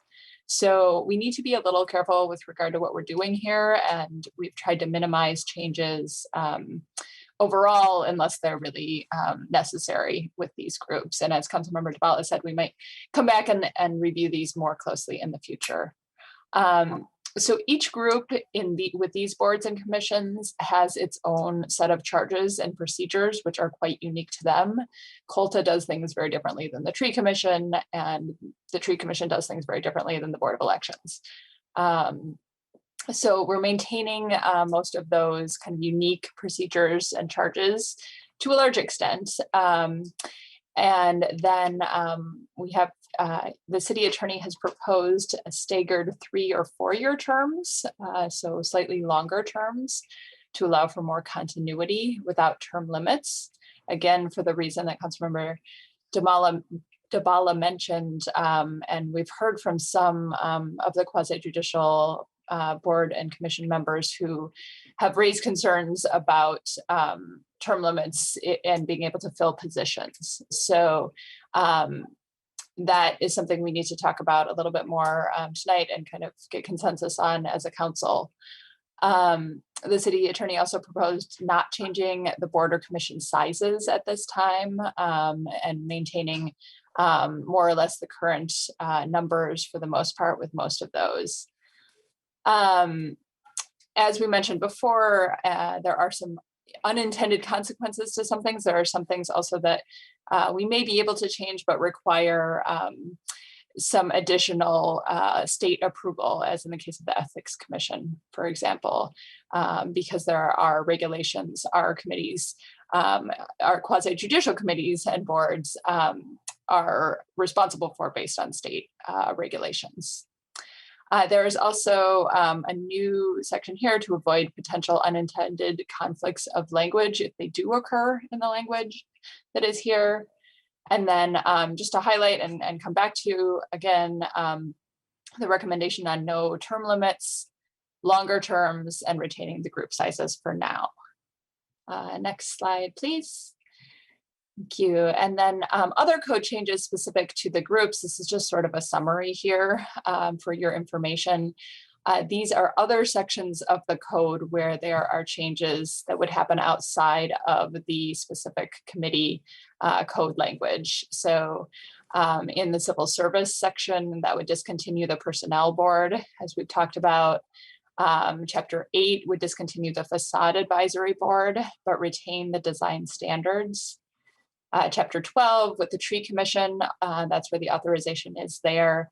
And this is a quasi-judicial committee where the total number would be raised to up to 7 instead of 5. Chapter 14 would discontinue in this recommended set of code changes, and that's something for discussion tonight as well. Chapter 14 would discontinue the Nuclear Free Committee, but not substantially change the requirements of the city.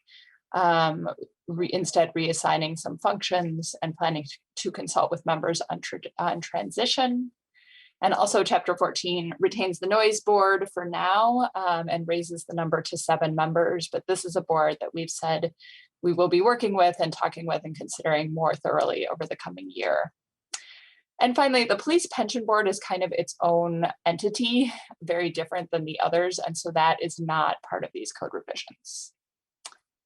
Next slide, and I think this is my last one before I turn it over to Councilmember Searcy. There are some exceptions in terms of the general code provisions. In COLTA, we would continue to allow non-resident rental property owners, as we have been. The Emergency Preparedness Committee would retain institutional members such as from the Tacoma Park Fire Department or the university, different institutions that may not include residents. The Board of Elections would extend their term limit to three-year terms if we did maintain a term limit on that, instead of just the 2.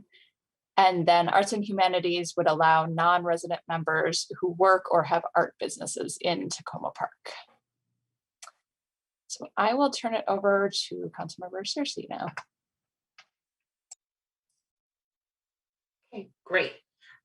So just to remind folks of the total number of the total committees that we're talking about. So again, the core recommendations were to retain the 5 commissions and boards, specifically the Board of Elections, COLTA, Ethics Commission, Tree Commission, and the Noise Control Board for now. Again, we'll discuss the role of the Noise Control Board as we talk about recommendations from the Public Safety Task Force as it relates to committee establishment. We also are proposing to retain 6 advisory committees. So again, the Arts and Humanities Committee, Emergency Preparedness Committee, Grants Review Committee, the renamed REC Committee, the Green Team, and our Youth Council.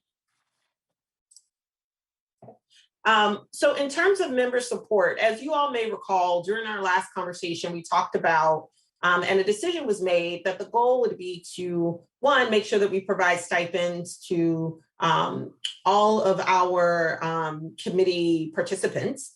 So that was a decision that was made. What was asked of the subcommittee was to look at the cost breakdowns of a $40 stipend per meeting versus a $30 stipend per meeting. And so Councilmember Dabala, working with the city clerk, estimated that the cost difference between a $30 and a $40 stipend for all groups would be $5,000. And for quasi-judicial only, it would be about $3,000. But the total amount at $40 a stipend per meeting would be about $30,000 for all of the committees. The Youth Council stipend is estimated at about an additional $4,000. Keep in mind that many take SSL hours, so there would be a trade-off in terms of whether or not they want the SSL or the financial compensation. We also talked a lot about how to offer financial reimbursement for childcare and transportation, and what makes the most sense from a council perspective, at least to just get us started. And so what we propose is to set aside $10,000 to meet the need, or what we anticipate the need would be in terms of a childcare and transportation reimbursement. Again, we're not sure how many folks would actually be selected to volunteer, be selected, and would need these services. But we're thinking about a $10,000 set aside at least would get us started. So in terms of next steps, we're going to be actively recruiting in wards and with community groups over the course of August and September. And we've worked on a flyer. We will have a table sitting at National Night Out to really try to promote our committees to the general public. What we will need from you all is to formally approve the funds for stipends. Again, we talked about it estimating at about, it could be about $30,000 plus. And consider, as well as I should say, the childcare and transportation reimbursement amount of about $10,000. And that we should also, the council will also need to consider and approve the code changes that was walked through generally today, but we'll actually have, the actual code language for you all after we come back from recess. The goal is to make appointments by October the 15th. with a subgroup to review applicants in early October. Keep in mind, because we are doing all of the committees at the same time, we could potentially have a lot of applicants for the various committees. We may need to rely on you all to help with reviewing applicants for some of the committees. And work with committees on minor code changes as needed. Again, there may be a need to make some tweaks. And once we have these committees established, it'll be a little easier for us to work with them, just as we're kind of thinking through any additional changes that we might need to make. And then another thing that we'll need to do come January is make sure that we incorporate the annual review and feedback on the committee charges and tasks as part of our priority setting discussion. And so with that, I think I'm going to go back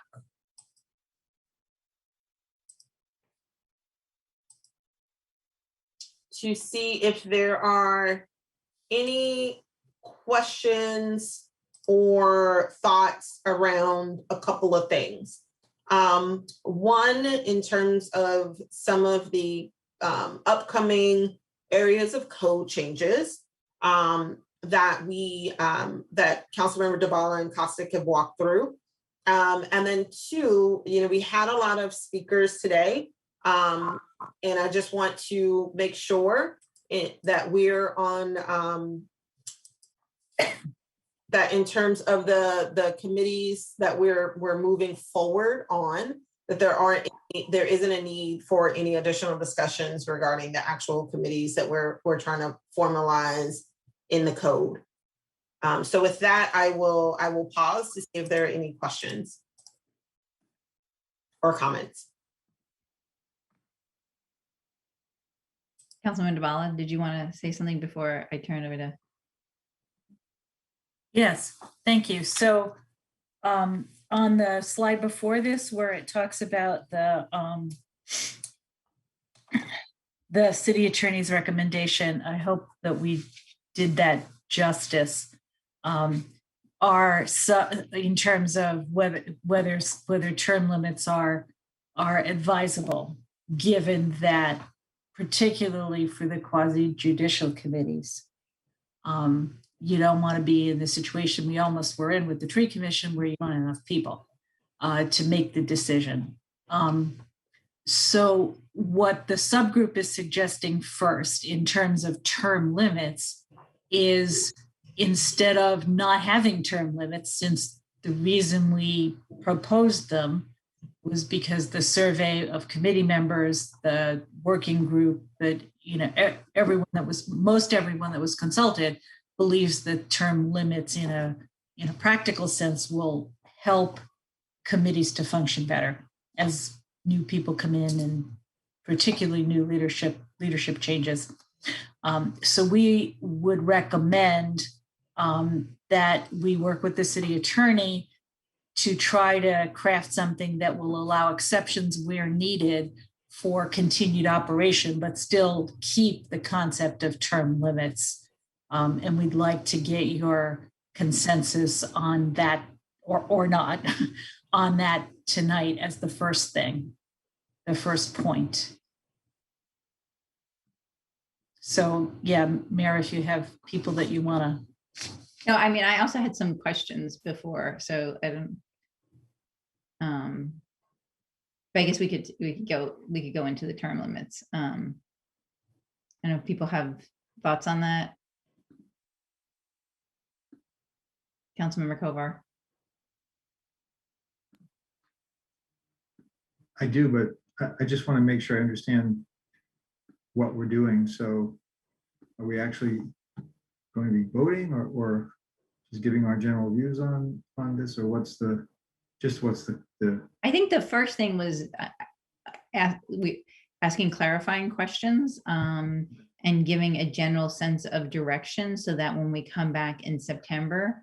So for example, since we were talking about term limits, I'll use that. If the sense of council is that we feel really strongly and we want to disregard the city attorney's recommendation that we want term limits, that would be one thing. If we want to heed the recommendation of the city attorney, and we like the compromise that the subcommittee is suggesting, then that speaks to what language gets baked into the code changes that we would be looking at in September. So right now, what we have before us and what was posted on the city website is draft code changes. And so this is a work session to provide feedback so that when we come back in September, we can be ready to vote. Does that help? Yeah, so it does. So on term limits, then I think the one question I would have is if we were to say, if this is what's being suggested, that we'll try to have term limits, but if no one applies or insufficient numbers of people apply, then we'd be willing to still accept someone who otherwise wouldn't be permitted back at least for a year because of the term limits. The question I guess I would have is that since we're only supposed to be appointing 2 times a year, how would that work in practice? So in other words, if we open up the appointments and someone who's been on for 6 years says, okay, I'm term limited, so I'm not going to apply, and then we don't get enough applicants, there's no real way to go back to that person because they didn't apply in time for the biannual appointment. So I guess I'm trying to just figure out how in the real world that would actually play out.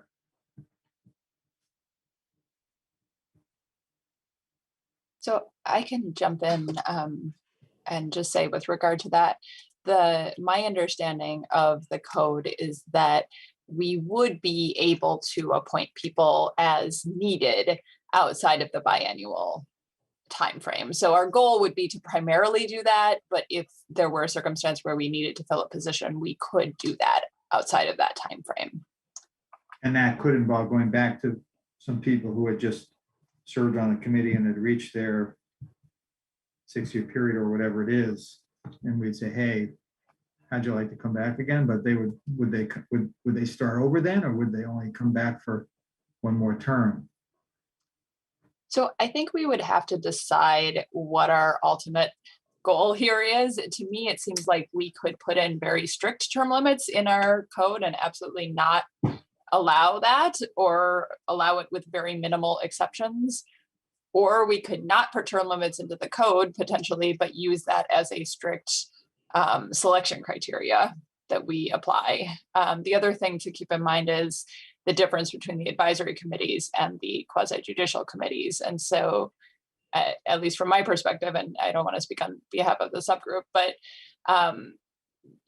we need our quasi-judicial committees to be functioning. So I think there's a bigger concern with regard to term limits there.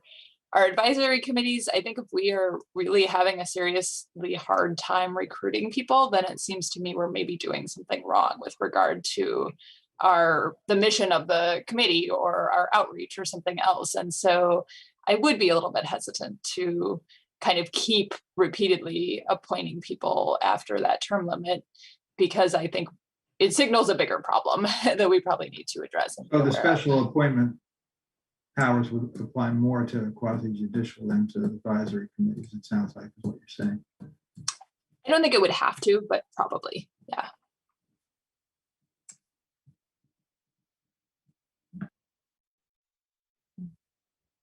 I'd just like to throw in that I agree with Councilmember Costick that the bigger concern is the quasi-judicial, and that the exception would be most appropriate there. But that in the spirit of the original recommendations, wanting to not have people serve for 20 years, that we would stick with term limits as the goal, as the concept, with some exceptions.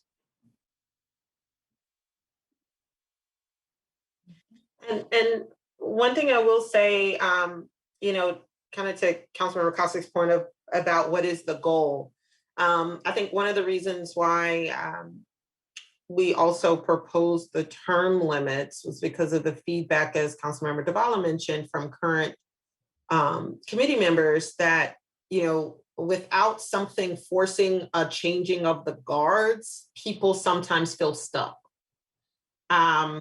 And so if we are moving into a place where, you know, if we're doing continuous recruitment, so we're allowing folks to come on twice, you know, we're soliciting for applications twice a year. And the question is whether or not we're doing that, whether regardless or not, whether there's, you know, vacancies or not, but we're always kind of getting a pulse check in terms of who is willing to volunteer.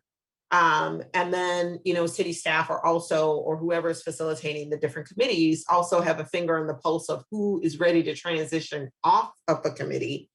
You know, that might be a way if folks feel a need for, you know, to eliminate term limits, it would just put the onus, I'm just saying, it would just put more work on administratively, touching base with folks to see how they're feeling and whether or not they're ready to transition off. And if so, when, and making sure that we're able to plan. With a term limit, you know automatically when someone is due for replacement. I see the city attorney has his hands up.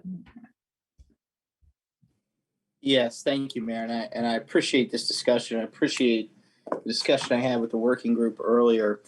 And I think there is a clear distinction with respect to term limits, the need for term limits or the utility of term limits in the division between the advisory committees and the quasi-judicial ones. A couple of points that I just want to highlight.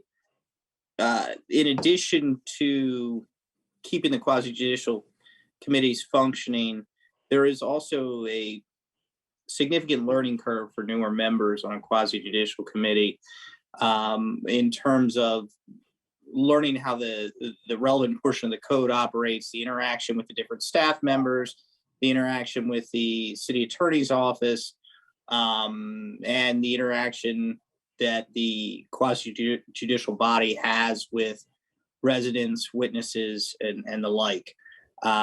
So I struggle to see the utility of term limits in a quasi-judicial sense, because the potential for getting someone who has basically just learned the job being term limited out is significant. I think that another compromise that the working group came up with to address one of the concerns that relates to keeping the people in the same spots is including in the code that the officers of the committees would rotate on an annual basis. And I think that helps reinvigorate the committee members by reassigning the various roles. The chairperson would rotate and whatnot. And I would be reluctant to see the city put itself in a position with respect to the quasi-judicial bodies in which it is losing significant amount of experience by the term limited piece.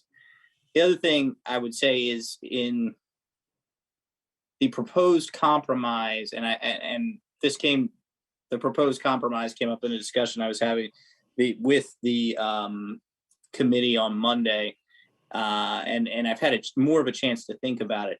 I have concerns about that in the context of the quasi-judicial bodies, because it creates the potential for potential problems or allegations related to potential problems with respect to reappointments. I would prefer with the quasi-judicial bodies to see a bright line, either have the term limits or don't have the term limits. And you know, of course, my preference would be no term limits, but I think that we may be setting ourselves up for some problems if we have the term limits, but then try and build in some language that allows a by exception. And I think the best we could do would be, if it becomes obvious that the body would cease to function due to a lack of participation, the council could waive the term limit requirement. But you know, how long does that go on? How many years does that go on? It just has the potential for problems.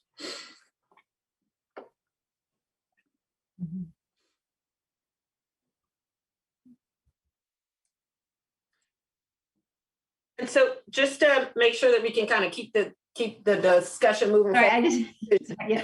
Councilman Zavala and the city attorney, you both have your hands up again. I don't know if that was like you took them down, then you put them back up. I just wanted to I meant to lower mine. make sure that I'm clear.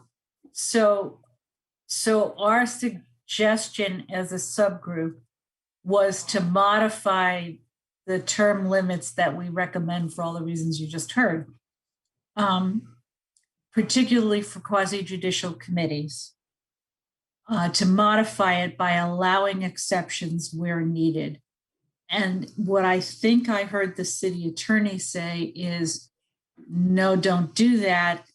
If you're going to have term limits, then if we get into a crunch, we can waive the term limit for that particular, let's pick on the tree commission again, for the tree commission if needed and at that point decide for 2 more years or for whatever.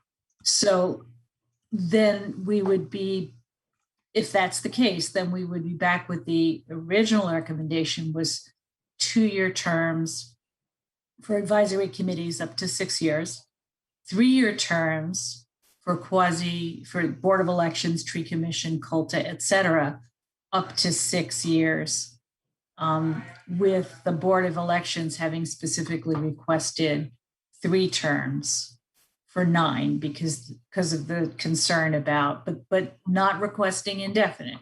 They requested that there be a term limit, but it be a little more generous.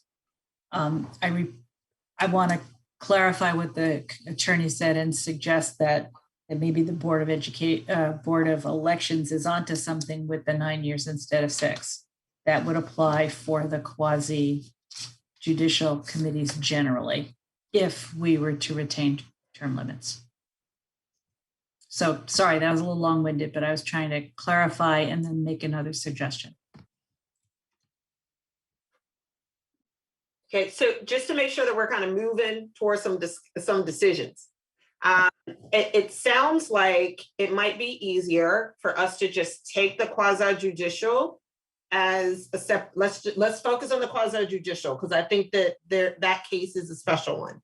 So for folks, are there any strong opinions one way or the other in terms of term limits or no term limits for our quasi-judicial committees based on what you've heard from everyone that has spoken thus far? Do folks have an opinion or a thought about that? Councilmember Siemens.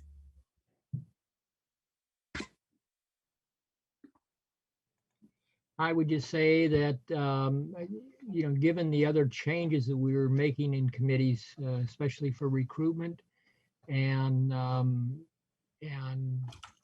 by the stipend and other things, I don't see it necessary to make major changes in this area.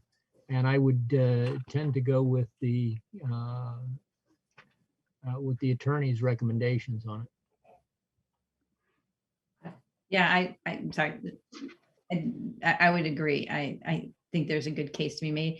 And this is also making me think, and your presentation also made me think that moving forward, and even when we were doing our recruitment and advertising and other push for these, we should have a much brighter line between the quasi-judicial committees and all the other committees. Like, I feel like we need to really separate them out.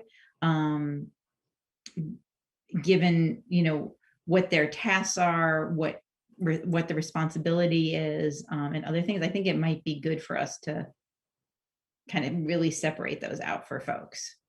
Not to scare people away from the quasi-judicial, but I think it also, as we approach talking about and thinking about some of these changes and even recruitment, and I think even just what are the responsibilities, particularly of the quasi-judicial, and how we as a council approach the different committees. I think it would be helpful if I think we did separate them out a bit more instead of, I will speak for myself, I feel like sometimes I lump everything together.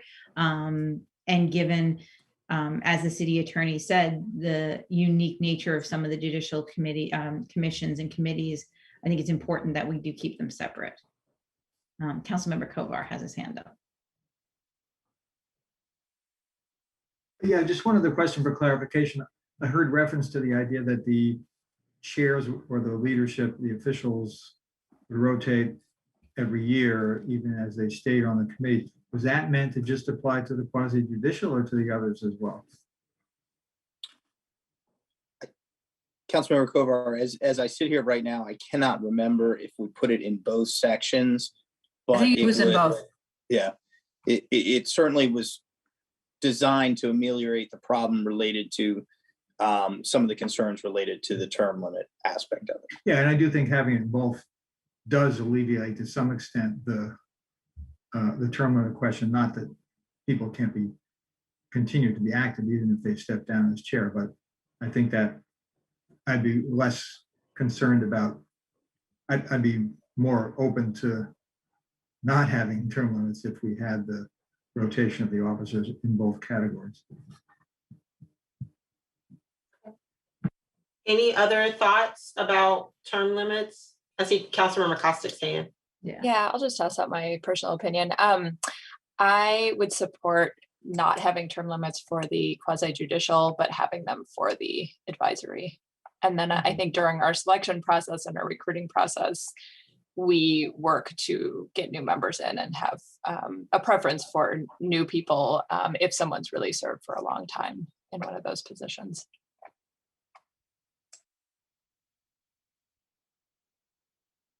Okay, Councilmember Kovar, is that Councilman Dabala? Can we move on from the term limits, or are we? Yeah, I just wanted to say, I was going to say something very similar to what Councilmember Costick just said, which is that if we drop the requirement for term limits for quasi judicial committees, which I'm not a fan of, but if we did that, it would still allow us in the recruiting process to, in the appointment process, to choose a mix of old and new members and not always keep the old members. There would be no guarantee that just because somebody had been on a group 9 years and wanted to do 3 more, that they would necessarily be reappointed if there was other continuity in the group. So that is a way of thinking about it. Thank you. And just last question, we're not saying that if they've already served 6 years, they can't reapply now. This is only starting now, right? Yes, Councilman Searcy nodding her head. Sorry. Okay, so it sounds like in terms of the highlights for the quasi judicial, we should move forward with the city attorney rec for no term limits. That would alleviate the need for the longer term language. And then we would still recommend retaining the group sizes for now. So it sounds like, and I'm sorry, y'all, we're gonna go back to term limits because I thought I heard differing opinions around the advisory committees and whether or not we are moving forward with that same recommendation in terms of no term limits for the advisory committees. Am I hearing a difference of opinion in terms of how we deal with the other committees that are not quasi-judicial in terms of term limits? I think, sorry, I can't exactly remember what Councilman Costick said earlier. I think it was Councilwoman Costick when she was talking about this, but I was like, oh, that's a great idea. Can you repeat? I was like, oh yeah. I'm not sure I know what it was, but I'm glad it was a good idea. I think what I said was that I support having the term limits here because I think it gives us a chance to have to go back and really review if we're not getting new appointees, new people who we can appoint. It, I think, forces us to really think about where we're going wrong and what's happening, and with a committee where we're not able to recruit new members. The other thing I suggested earlier was that we could also go with the option of having no term limits, but make it part of our selection criteria. Mm-hmm. So no term limits, but having it as part of our selection criteria is what I thought we decided for quasi judicial.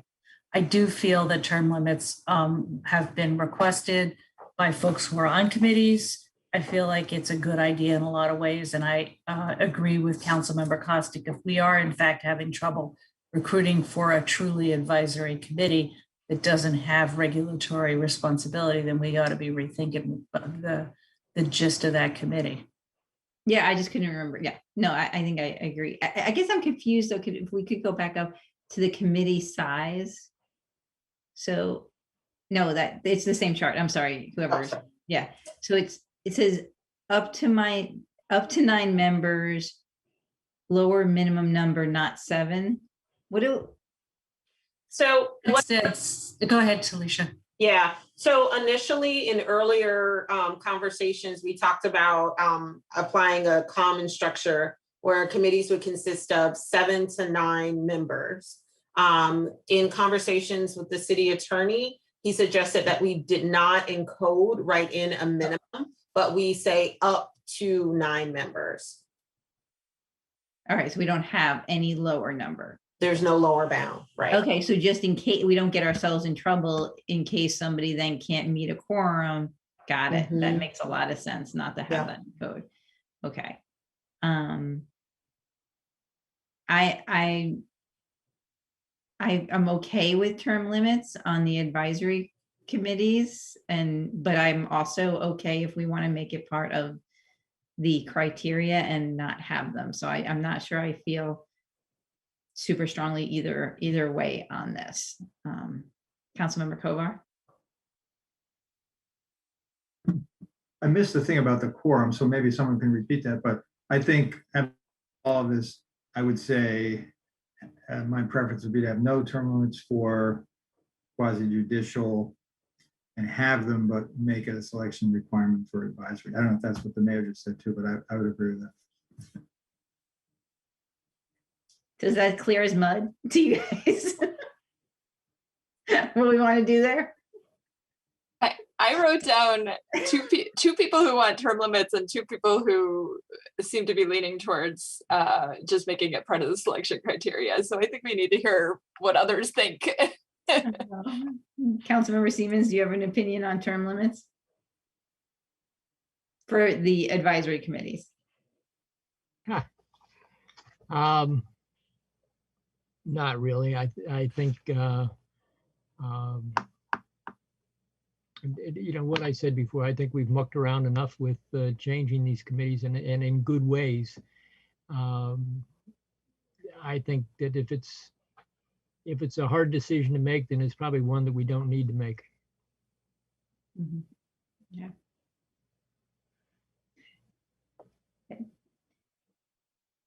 So I would say you all have, the 3 of you have looked at this more closely, working with the city attorney. I value your opinion, your recommendations on this. So unless the 3 of you can't decide.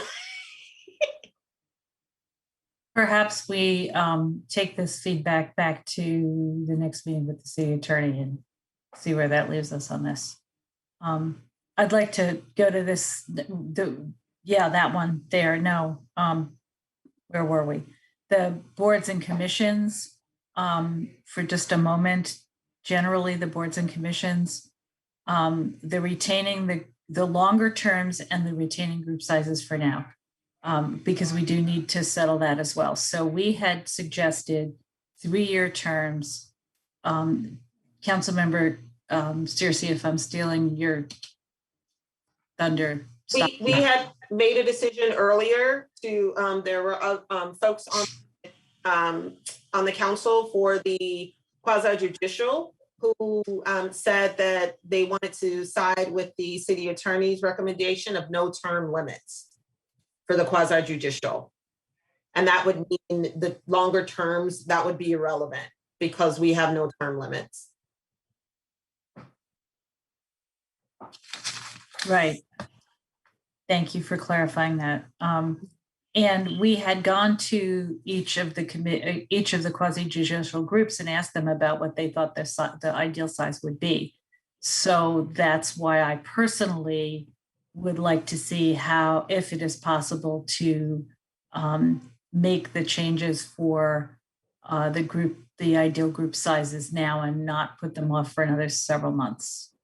Recognizing that if it causes difficulties in another section of the code, we might not be able to do it, which was the reason that the city attorney didn't want to tackle it now because of the unintended consequences.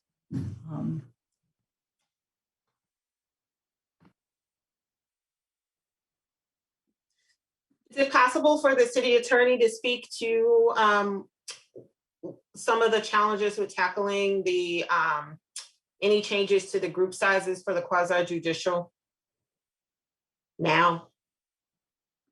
Yes, thank you. So what we can do is we can, and I think what I indicated on Monday was that we can go ahead and put the language in the general section in 2.17 that they be up to 7, and then we can go. My preference would be to go back to the boards and commissions, see where they are, because I don't have a good grasp about how many members are there for each one of these right now, where they are in the process of doing anything because they haven't been operating in their quasi-judicial capacity, and see if it's timely to make the change in terms of the actual appointments to either plus them up or reduce them at this point. And the other part about this is that there are other changes that need to be made in terms of the generalized structure to some of the sections that relate to each of the quasi-judicial commissions, boards and commissions. And it would, from my perspective, from a drafting perspective, I would prefer to do that all at once in each one of the sections as opposed to, and individually in the sections as opposed to across the board, because they don't lend themselves to uniformity due to their different functions. It can be done to some degree with all except for the Ethics Commission, practically speaking. It's much easier to make the changes, all the changes that we would make to the ethics code at once and send those proposed changes to the state ethics board to have them approve it prior to council passing it, so that we don't have to keep sending it back to the state ethics board for approval, because they have to approve any change to the ethics code. So there are a whole bunch of different considerations, but this is what generated discussion about, okay, let's put it up to 7 now, and then we'll make tweaks to each individual section of the boards and commissions going through the next several months. Does that make sense? Mm-hmm. And in practice, what that means is that most of them are at 5 or 7 now. The one that is bigger is Culta, and they had discussed it some months ago and felt that 7 to 11 was a little large. So just in terms of the practical effect of what the city attorney has suggested, and I support what he just recommended. Okay. So are there any concerns about the city attorney moving forward with the recommendation, with the subcommittee, working to make sure that you get the information you need around the current membership sizes of the quasi-judicial committees? No concerns. All right, let's roll on.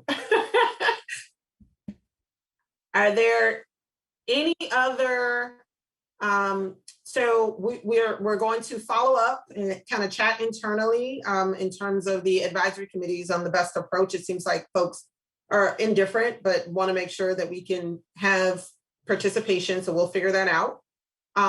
Were there any other questions or thoughts that folks had? I know we jumped right into term limits, but after we went through the presentation, did anyone have any other questions or thoughts that we can address now before we go to just a general point about making sure everyone's on the same page in terms of the committees themselves. I did have a question, but I don't know if you want to do it now on some of the questions that were raised by residents on the nuclear free committee. So I think that relates to this discussion. Okay. In terms of, so these are the committees, and the reason we kind of need to have this discussion now is because the city attorney is working to put things in the code. So these are the committees that we thought we had consensus on moving forward. I just want to make sure that folks do not want to raise a change of heart regarding any of the changes in terms of the specific committees that we're moving forward with.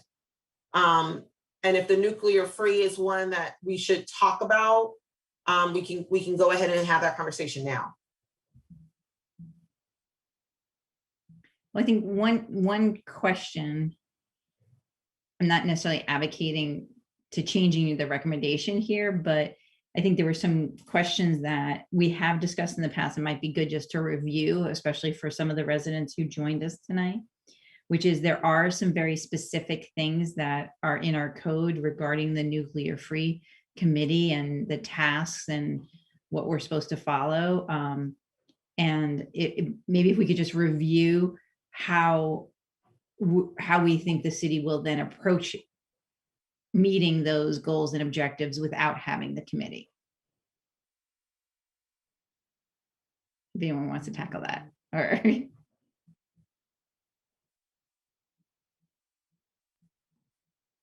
I don't know if I can do it from memory without the actual code in front of me, but I'll give it a whirl. Again, the thought is not to change the intent or even most of the specifics of the nuclear free code, to say that it's been built in pretty well to the city system, to the point where on purchasing, when we talked a couple of weeks ago about who would take, how that would be handled in the absence of a committee. And there was some specific suggested wordings about that. Who within the city would ensure that we had a list, who would make sure that we have public notice and a council discussion about any waivers. And so there's, in the code that's posted, there's suggested language for exactly how that gets spelled out. In the education, the thought was that could be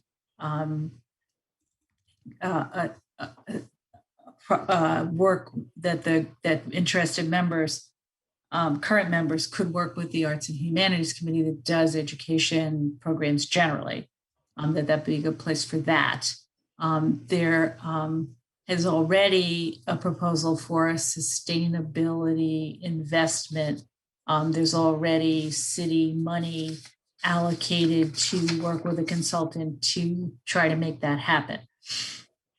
And I'm trying to think, I feel like there was a fourth type of work that the committee had been doing, had been assigned, that we had some suggestions about how that, specific suggestions about how that would be repackaged. Again, not in front of me at the moment. And the other important point is that the subgroup really wants to sit down and talk with the current nuclear free committee members about these specific suggestions and get your feedback. So maybe that helps as does that address your question? Yeah, I just think I think there were some very good questions asked tonight, and I know we had discussed them.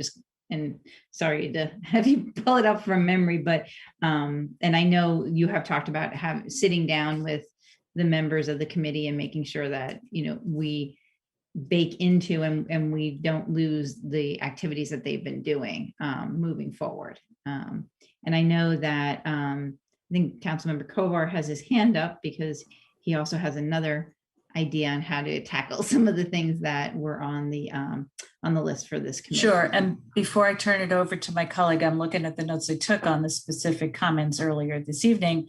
There was a request to say, what is the specific burden? Every committee requires a staff person. And if you have 17 committees, you have 17 committees worth of staff.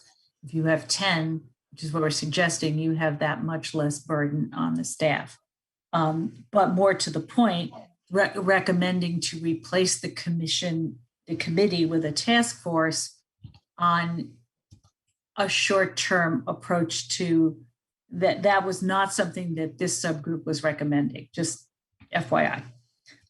And changing the ordinance, as I think I just said, only in some of the details of who's assigned to do what, certainly not in terms of the intent, or as I said, in terms of the requirements for the city. So I hope that helps. Great. Councilmember Kovar? I'd be fine if Terry wants to go first. I can go after him. Your hand up first, but Terry, if you want to go first, go ahead. Thank you, Councilmember Kovar.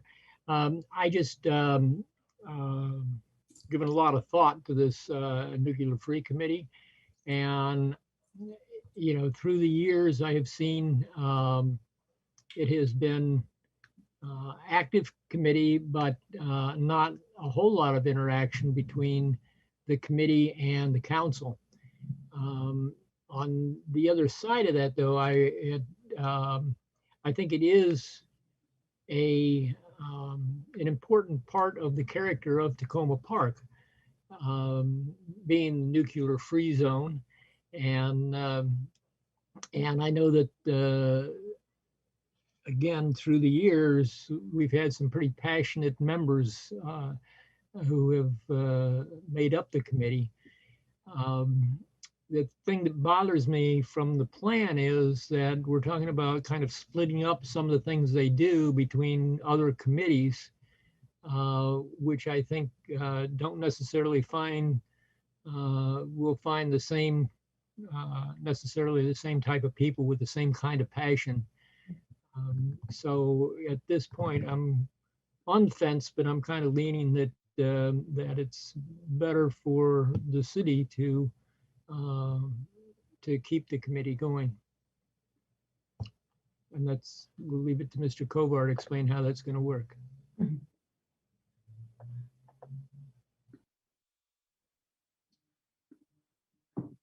Interesting introduction. Thank you, Council Member Siemens. I think there's, as I see it, there are 4 things that the committee has worked on or can work on, and one is the involvement in the purchasing and the exceptions to it, which Council Member Duvall, among others, talked about. Second one is presentations, films, and the like, panel discussions, and so on. The third one is more in the nature of political advocacy, some of it, or political exchange, some of it at an international level. And then there's the fourth thing that isn't as heavily associated with the work of the committee, I suppose, which is the move toward a banking relationship for the city that doesn't involve financially supporting the nuclear weapons industry. And in talking to members of the committee, I think they generally agree, I don't speak for them, but they generally agree that the first one, the purchasing component, can be adequately handled by the staff. And I think for the banking component, I would like to see us have moved toward a banking system that not only doesn't involve the nuclear weapons industry, but also fossil fuel industry. And we've talked about that in the context of our climate work. And so that's one reason that I talked about the concept of a task force that could really delve into all of those issues, and could be composed of people who understand the nuclear issue and the the environmental issue and also finance and banking and so on. I do believe that if we just leave that to be handled by the existing staff, we're just probably not going to get there. It's the same challenge we've had before. I think staff would like to do it, but it's a big bandwidth issue to really be able to do that. And there's the middle component, which is the sort of publicity piece of it. And, I think I'm where Councilmember Siemens is. I see that as something that's important to the city. I don't think that it should be a small committee. I don't think all the members should be from Ward 1. That's kind of where we've ended up. But I think if we reinvigorated it along with the way we've done some of these others, or we're talking about doing some of the others, it could be more active in some of those ways. Now, people might say, well, why are we involved in foreign policy or national politics? Well, everybody draws the line differently on that. We get into those things sometimes, and certain of us want to on a given issue and not on another. But I do think it's something I would like to see us retain. But I also don't want to lose sight of the need to move forward on the banking piece. So if there isn't support, and my initial conversations with people led me to believe that was the case, I still would like to do this task force if we can't keep the committee. If we do keep the committee, I want to definitely have it up its focus on the banking piece. And I think that would mean to me a willingness to also include the fossil fuel piece within that. So I know it's a complicated argument, but that's where I am. I'd like to keep it. I'd like to have them work on the banking. If the support's not there for it, I'd like to have a task force on those issues. Councilmember Siemens, is that an old hand or a new hand? Is he frozen? I think he's frozen. All right.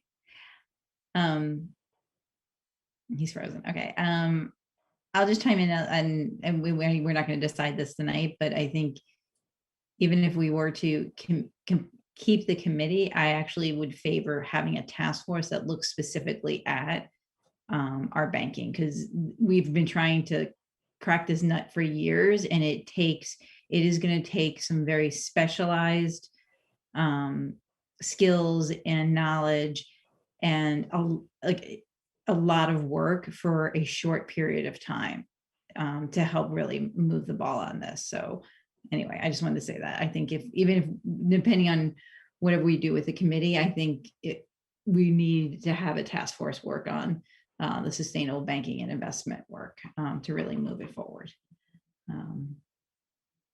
Yeah, one thing I will say, and this was one of the challenges with this particular committee in particular, was the fact of recruitment difficulty because of, I'm just going to be honest, the topic. The topic is a difficult area to recruit for. And also the fact of that, frankly, for this committee, it's about moving into or identifying key ways to implement.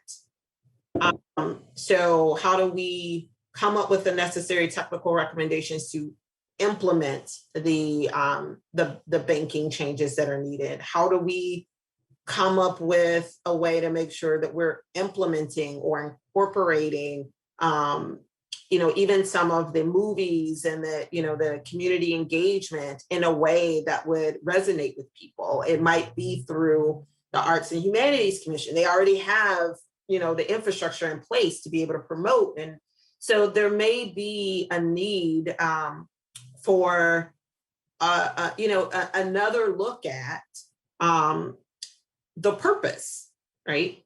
We put together what the core purpose of our standing committees, and again, this is for a standing committee, what the core purpose of our standing committees are.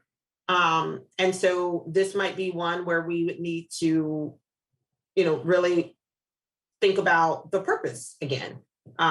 Is it that we want them to serve as, for lack of better words, portfolio managers, and they're just checking to make sure everybody's doing their part? Or is it something that we want to make sure that they're working on continuously? And what is that something, I think is the big thing. So if we're talking about a task force for the banking, and that's the big piece that we need some group to work on, then what would the standing committee be working on? And I think that's the thing that's the challenge. with this particular committee. Councilmember Siemens, is that a new hand or an old hand? Old, okay. Old. Okay. So I want to, it's almost 10 o'clock and I know that we are about to head towards recess, but it sounds like, and I hate to do this to the city attorney, but it sounds like there may still be a little bit on the fence in terms of keeping the nuclear free. Should we move forward? I guess the question is, should we move forward with changes in the code that would involve aspects of the nuclear free committee, or should we prepare to keep it in? Keeping in mind we're in recess and the attorney is going to be working on it. And I see Councilmember Costick's hand. I was just going to propose that, given the questions and everything else, that maybe the decision before us right now is whether or not we're recruiting for the nuclear free committee, and we can sort of take the August recess to consider and come back and make a decision in terms of long-term code language on nuclear free in September. I think that makes sense. If that works for the city attorney. He just turned his video. No. No, I'm here, Mayor. I can, I'll have it prepared so that you can go either way. Okay. Thank you. Councilmember Stevens, is that still an old hand? Okay. So is the other thing you would like feedback on tonight the stipends, and is there anything else? Can I just close the loop on that and say, is the decision that we're not recruiting for the nuclear free I'm sorry. committee right now? I just want to make sure everybody's okay with that, because we do need to get the recruiting materials out next week. Right, and so our subgroup recommendation was that we were not gonna be recruiting for the nuclear free committee this round, knowing that we're gonna be doing this every 6 months. Yes, I think that sounds. Does anybody want to have a contrary view to that? To the recommendation of the committee? Okay, seeing none, then we'll move on to feedback on stipends and the cap for childcare and transportation.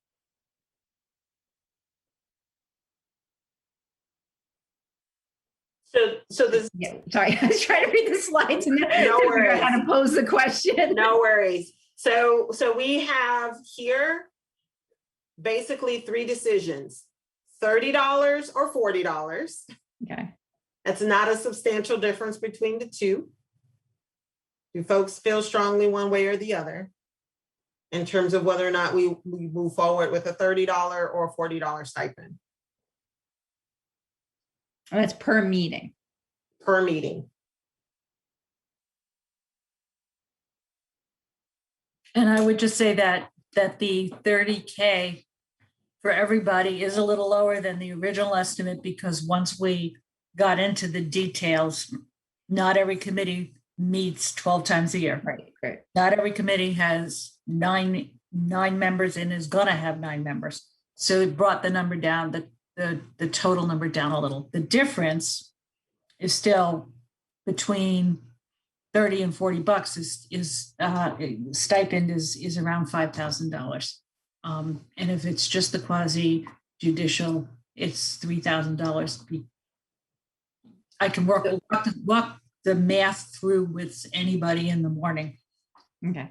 So given that the difference is $5,000, if I'm understanding correctly, I would support doing the 40,000 for everybody. I mean, the 40,000. That's more than we get. 40,000 is what we said last week. The $40 for all committees. $40 per meeting for all committees. That's my vote. And that is our committee's our subgroup's recommendation. Councilmember Kovar seconds that. That is the recommendation of the subcommittee. So that's a majority of the council. So I think we're good on that. Right. So we have that. Youth council, if a decision is, we would offer the stipend, but we would leave it up to them to decide on whether or not they would prefer the SSL hours or compensation. Yep. And then the last point is about allocating $10,000 to as just a pot of funds that we could use to reimburse folks for childcare and transportation. Mm-hmm. And let's just say a teeny bit about how we got there. We assumed a certain amount of money for sitters, a certain amount of money for an Uber late at night. We assumed a certain number of people per committee which would be a small number of folks who would actually request to do that. And that's where we got, it was actually $9,500 was the estimated need. Again, can walk people through with the numbers in the morning, but there was a fairly careful attempt to estimate what the need might be. And that's where we got the cap. Cap sure could be lower, but that's how we got the 10,000, just so people understand. Mm-hmm.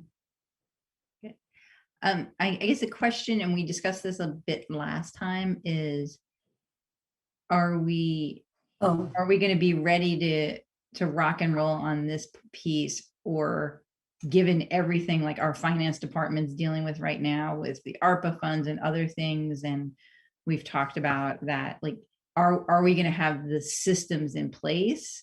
The city clerk's view is that rather than doing reimbursements by receipt, that staff set an individual cap, if you will, so much per meeting for babysitting, so much per meeting for Uber for those people who request it, and to do it on a quarterly basis when the stipend checks go out. That's not no work, but it's a lot less work than what we were originally thinking about. So if someone says, I'm taking an Uber home, we say, all right, you get $10. X amount no of more money than you to get cover it. $10. Yeah, Whatever. you get $10 or whatever. Yeah, 10 is what we picked, but we don't need to decide that this second. No, we don't need to. No. I just want to know how we thought it would work. Right, So, you get $10 towards the Uber. Right, and then we could see how that plays out and how that works, get feedback from committee members and adjust in the future. That was the thought. I think that sounds great. Anybody have any? All right.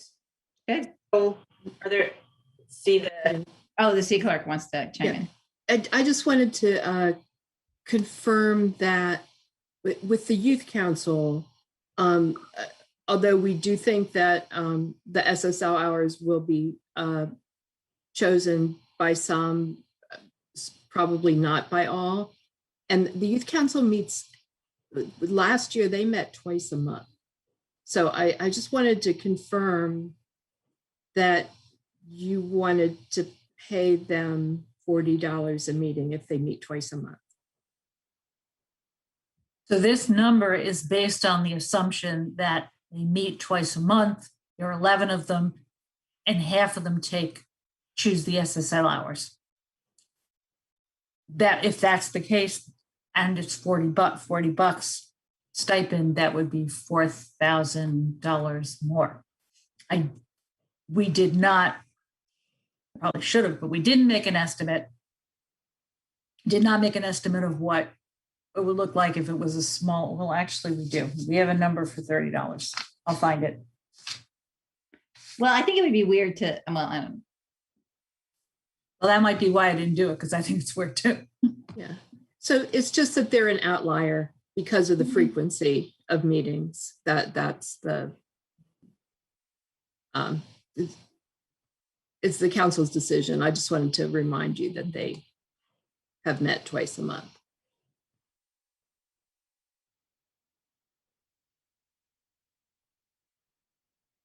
Well, couldn't it be the case that at certain periods, the Board of Elections or Tree Commission or other ones may meet more frequently if needed to, like, doesn't the Board of Elections start to meet more frequently as they get closer to an election? They do. I wasn't, yeah, they do. They do.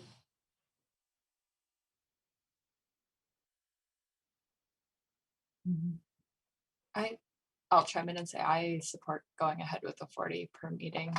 Despite that, I know it's a lot more than some of the other committees do, but it's also a lot more work as well. Mhm. Yeah. Okay. Great. Anything else that you need the council's feedback on? Nope. I would ask the city clerk if from our meeting, if you happen to remember anything we are missing that we absolutely need to move forward with recruitment, not to put it on you, but just want to make sure we're ready to go on that. No, I think, yeah, I think we have what we need. Yeah.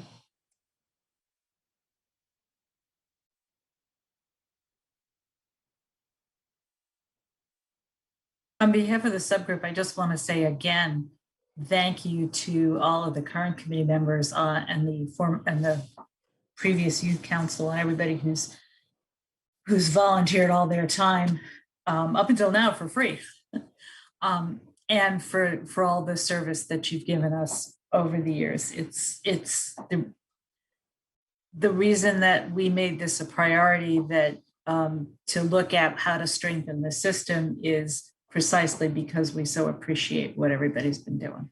Mm-hmm. Yes, and the feedback that we received from committee members themselves, who, many of them want to serve, but they also expressed frustration with some of the processes and other things. And what we were finding over the years is particularly filling appointments and getting things out was, we had, it made things had become more complicated. And I think thanks to Councilwoman Kostick, Searcy, and Dabala, we're on a really good path to, streamlining and making the process a much better one. So thank you for all your work on this. Thanks to the city clerk and the other members of the city staff who've been involved in this process over the last few years, and to the city attorney for all their work on this. Is there anything else on the committees, or are we good to go until we reconvene in September? Just a reminder that you council members will be getting materials for helping to recruit in your ward over the next couple of weeks. Great. Probably from Donna and Jesse. I would also encourage everyone to take a little time over recess to delve deeply into the code, because we do need to make the decisions in September. And so it'd be great to just have a chance. Well, you've got a chance, hopefully, to really delve into it. Terrific. Thank you for that. I just want to add, Mayor, if I could, I will also be putting together one of those memos summarizing the relevant code sections in the 52 pages that you have in front of you to help with that process. Great. Crib notes will be awesome for the August break. Okay. Not seeing anything else, I think we will wrap up this meeting. Again, I just want to say thank you very much to the acting city manager, Jessica Clark, for all her hard work. We did a lot in the last month, and you shepherded a lot through. And as was said beforehand, not only doing the job of the city manager, but continuing to do the job of the deputy and probably 3 or 4 other jobs along the way. So thank you for all your work that I think members of the public get to see every Wednesday night, but all the work that members of the public don't always get to see, but benefit from it as you continue to set up vaccine clinics and other things and work on tax duplication and all the other issues. Thank you so much for your work, and I hope you're able to get a bit of a break in August as well. So With that, I will adjourn our meeting for this evening. I wish my colleagues well and get some rest because things are going to be busy when we come back in September. And don't forget, we will have a reception. Hopefully, we will be meeting in person on September 8th, and we will have a reception for our new city manager, Mr. Fox. So thank you, everyone, and have a good August. Thank you. Have a good vacation.